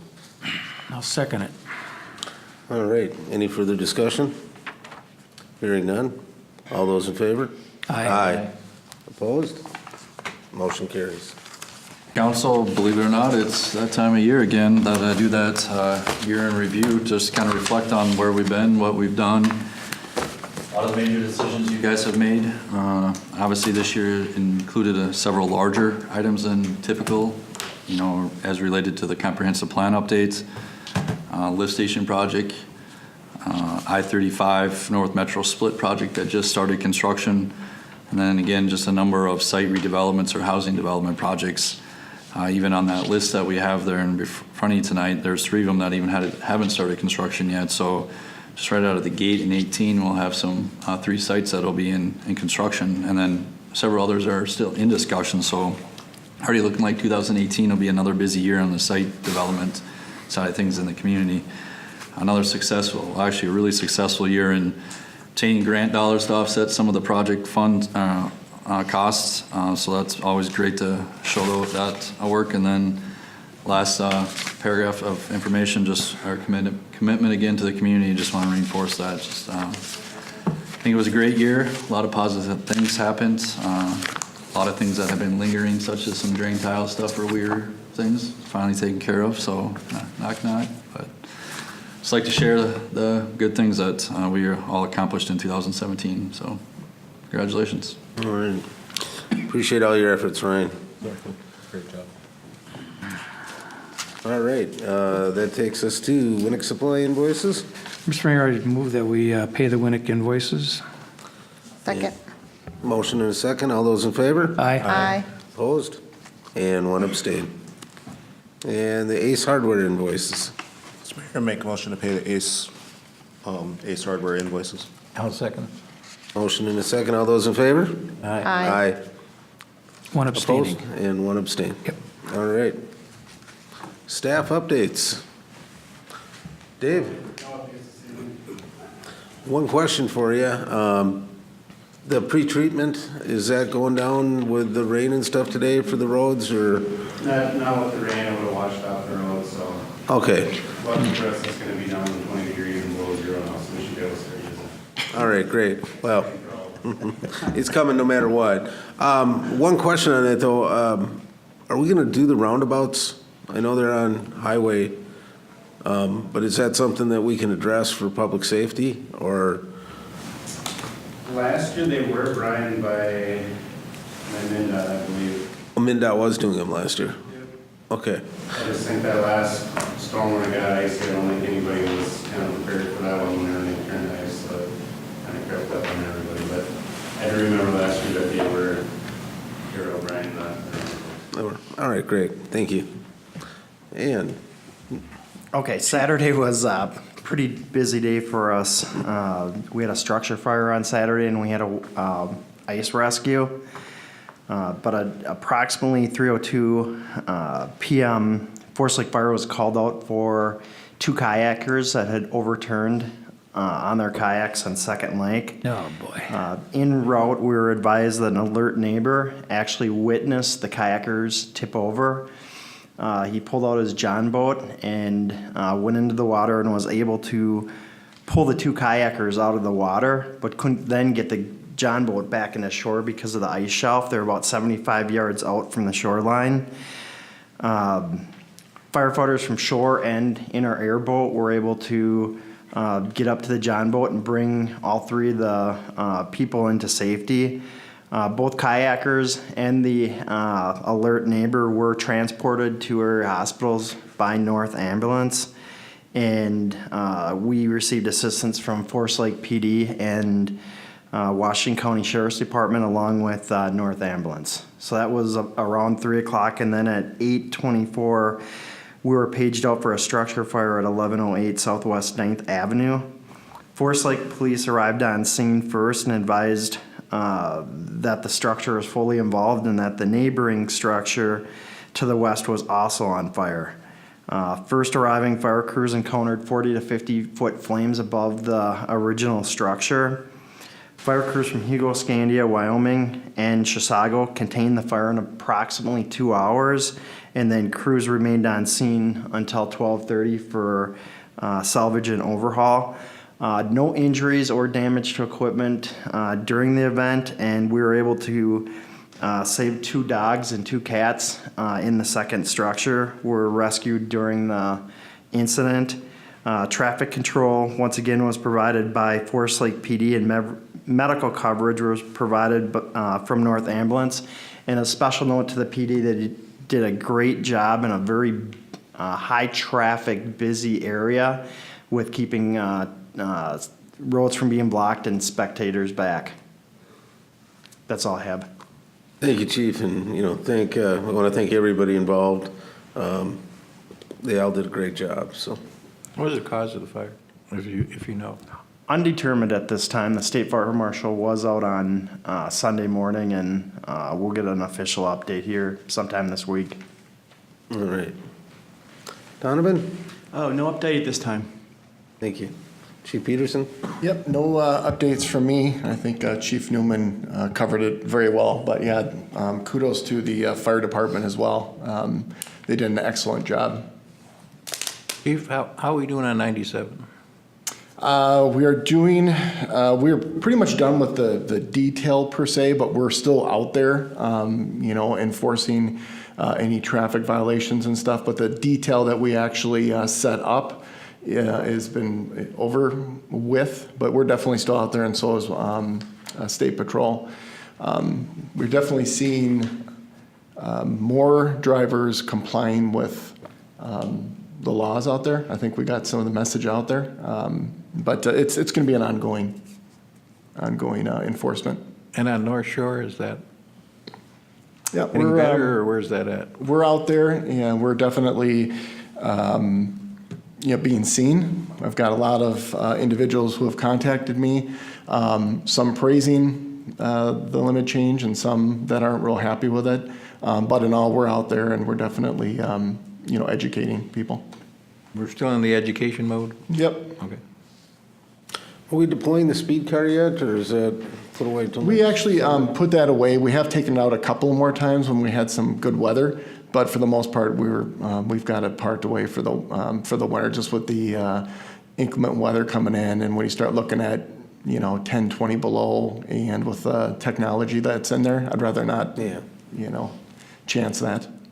It's just something else for a car to hit too. All right. Thank you. Yep. Dan? Just a reminder that this Thursday, December 7th, the Veterans Town Hall and Claims Clinic is at the YMCA. Facebook message will be posted tomorrow morning on the city's page, reminding the residents of that. And a quick encoder update. We got it half installed on Friday. They started the process but didn't finish it, so I have a ticket in with them to get an update as to whether or not that's going to be finished this week. So I'm still waiting to hear back, but still monitoring that. But at least the process has been started, and we are starting to move towards getting the new encoder. Once it's installed, I'll run it through a bunch of tests to make sure it's working, and then as part of that update, all of the past meetings are scheduled to be uploaded as well at that point. So we should be, by the end of the year, have the entire series of meetings that we have recorded live on the website. At least that's the goal. I have confirmation from Excel. They're going to work towards that as well. So I'm just going to keep the pressure on them to make sure that actually happens between now and the end of the year. All right, thank you. Any questions? Aaron? Members of council, just a couple brief updates. One, I sent an email today letting you know that on January 18th, the Center for Public Safety Management will be on site. That'd be a day for individual meetings and interviews with the council members. And so if you want to give me a time that works best for you on that day, we'll try to get their schedule planned out for them while they're on site. They'll certainly be interviewing all kinds of other folks and staff, but that would be the best day. If that doesn't happen to work out for you on that day, they will be on site for some of the next day, and they conceivably could come in a little bit ahead of it, but the goal would be to have the 18th work if at all possible. Just a reminder, we are going to have the joint meeting with the Parks, Trails, and Lakes Commission as well as the FLA to discuss the Fenway maintenance and the plan going forward there. I think we've got something good coming together. Appreciate all the work that Dave and Jamie have both put into that, and I think they're going to have a final coordination meeting with FLA tomorrow to just develop a working recommendation for all the parties to discuss. And then finally, we do have a mediation date that was set for the airport, and so that is a little bit later than what we'd anticipated, but we're looking at February 13th. And so we don't need to figure that out tonight, but we do need council representatives based on our conversations in the closed session. So we'll talk about that between now and then. So What was the date, February 13th? February 13th. It starts at 9:30 in Minneapolis, and remember the goal would be to have 2 council representatives in attendance for that. You need 2 all day then, or? Pretty much, yeah. You kind of lock in and you're there, you're committed for the duration. Yeah. Downtown too, which is never my biggest thing or, enjoyment, but that'll be kind of a neutral site for us to get together on. Is that going to be at BMS, I'm assuming? No, it's at the Selected Mediators location. Okay.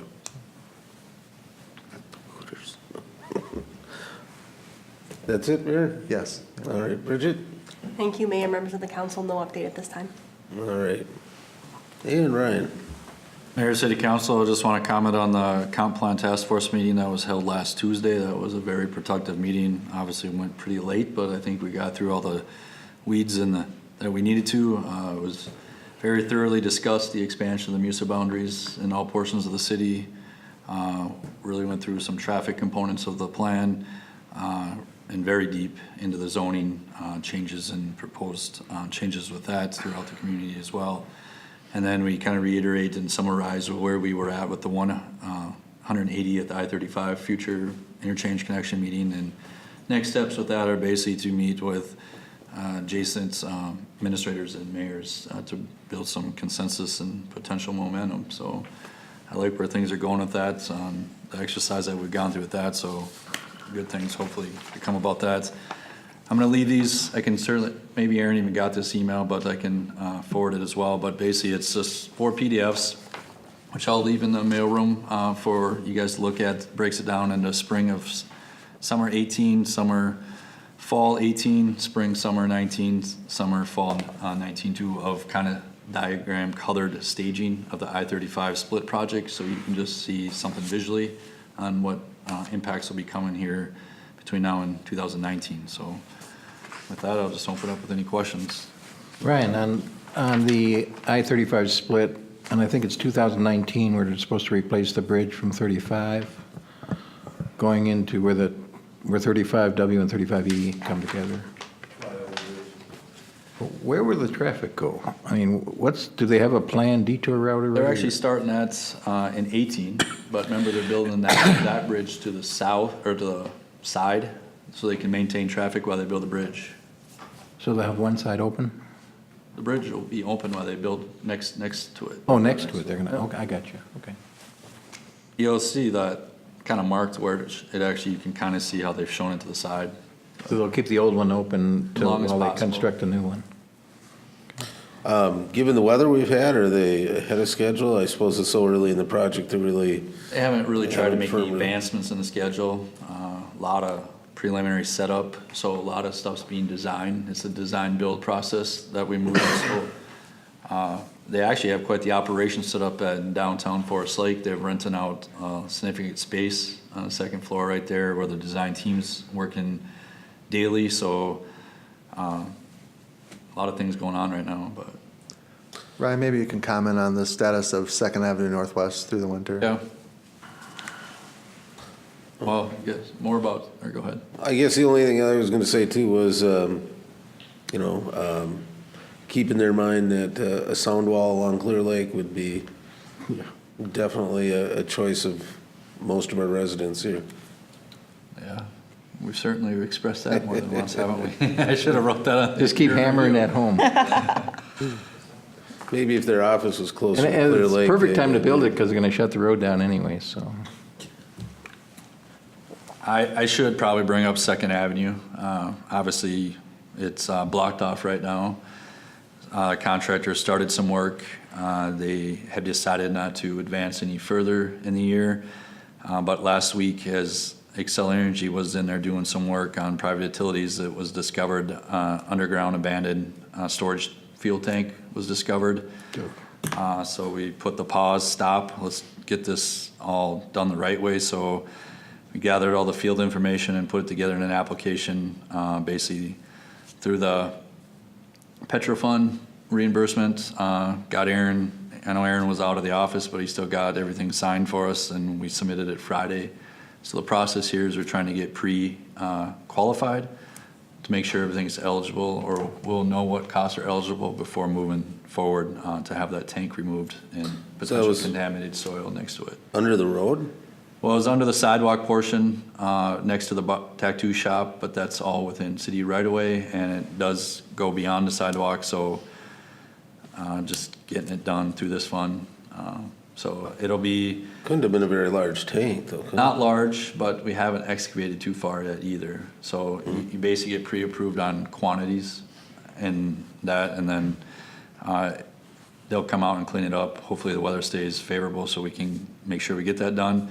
And then we had an on-site meeting with, I was attended by Public Works and Aaron. So contractor wanted or the developer wanted to keep the road closed all winter, and we said no, and thus led to an on-site meeting. But once we get the tank stuff resolved, they're gonna open the road up and they will be responsible for snow plowing and erosion control and maintenance on that. We just didn't wanna leave that road shut down and limit access to businesses or, in the worst case scenario, emergency medical service vehicles. So once we get the tank resolved, we'll reopen the road again.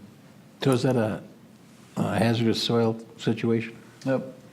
Tank obviously has leaked out, leached So you don't into know how surrounding far? soils. This was very common when we did the downtown reconstruction project in 2009, 10. Was it a fuel oil tank, or don't you know? This one might have been just like a specific to the structure there, heating buried tank. Fuel oil, yep. Yeah, for furnace.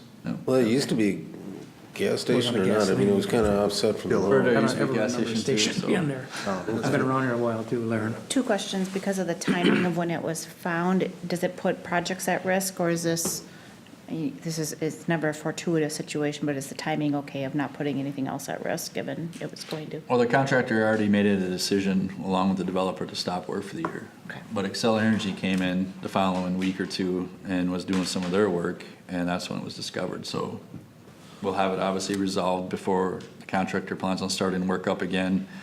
March, April. March, I believe, is when we told the contractor they better be ready to go again, because already in April, we'll start seeing increase in water usage potentially, and that's, gonna affect our water demand.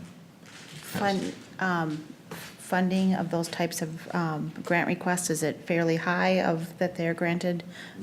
I guess I'm looking for our chance of success at that. Well, we stopped and did everything right. So within a day, we pulled together the application, tons of history. We used information that the developer submitted part of their project to their Alto survey, went back to 1960 to find record plans, aerial review, field measurements, and then submitted it all, trying to prove that we had no knowledge of that tank being there prior to us finding it.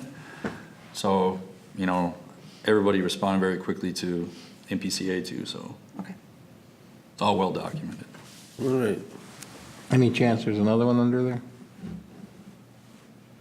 Well, if you. Well, there's one tank, there's always, why would there just be one, You just don't know in that area, because, the time we did excavation work in front of Vanelli's, we were hitting tanks after tanks through that area. We hit 3 right in front of them during that project, so. But we had everything in place to address it, we are putting everything in place now to address this. It's just, that's what happened in the old days in downtowns. All right. Thank you, Ryan. Sam? The last meeting I attended was the joint meeting we had with the Comfort Lake, Forest Lake Watershed District, and I think you attended that meeting. Yeah, you were there. And hopefully we made some progress on that. Maybe Aaron could elaborate on that portion of it, but it seemed like the Watershed District seemed to be at least open to some suggestions on things. So anyways, that was the last meeting that I attended. Yeah, I concur with Councilmember Husnick's assessment. I think it was nice to see the Watershed District come with some rule revisions that were orientated toward addressing some of the concerns we expressed. I did suggest maybe to the council, and with your consensus, there was one area where we thought maybe there was some opportunity to adjust the threshold on the trigger. The trigger, yeah. So they're looking to go down to 5,000 square feet. There are some districts that are 10,000 square feet in shoreland protection areas, and then 43,560 square feet or 1 acre in non-shoreland areas. So I think the idea would be is we'd submit that as a comment for their consideration, which would be due in the middle of January. And they can consider that as part of their revision. They don't have to do it, of course. Then Brian maybe also had some other additional language that might be helpful, or clarification as far as the linear projects go, I think. So we'll put a draft letter together, and then we can forward it on to you. And if there's any comments, we could certainly put it on the January 8th meeting for discussion. If otherwise, we could plan on forwarding that in. Perfect. All right. Anything else, Sam? That was it for me. I've got no report. All right. I think everything I've done has been covered already, so take it on to you, Mike. Now that I'm actually feeling better, you'll see me a lot more. I've been sick literally for the last 2 to 3 weeks, and then last Monday I had a pre-scheduled meeting, so with that, I'm done. Just real quick, also, I attended the comp plan task force meeting. That was their last planned meeting for that group, is that correct? As a task force As a group, task but force then group. Donovan will carry on several community conversations. Certainly, our next steps will be to have focused public meetings on each of the elements to have more in-depth conversations. These are the conversations that are scheduled that are called the community conversations. So thanks to everybody who participated in that and look forward to kind of ongoing participation. I was only able to attend a portion of it, but great discussion. So I also attended the Comfort Lake workshop. Agree with all the comments stated, and that's it. All right. Well, then we'll look for a motion to adjourn. So moved.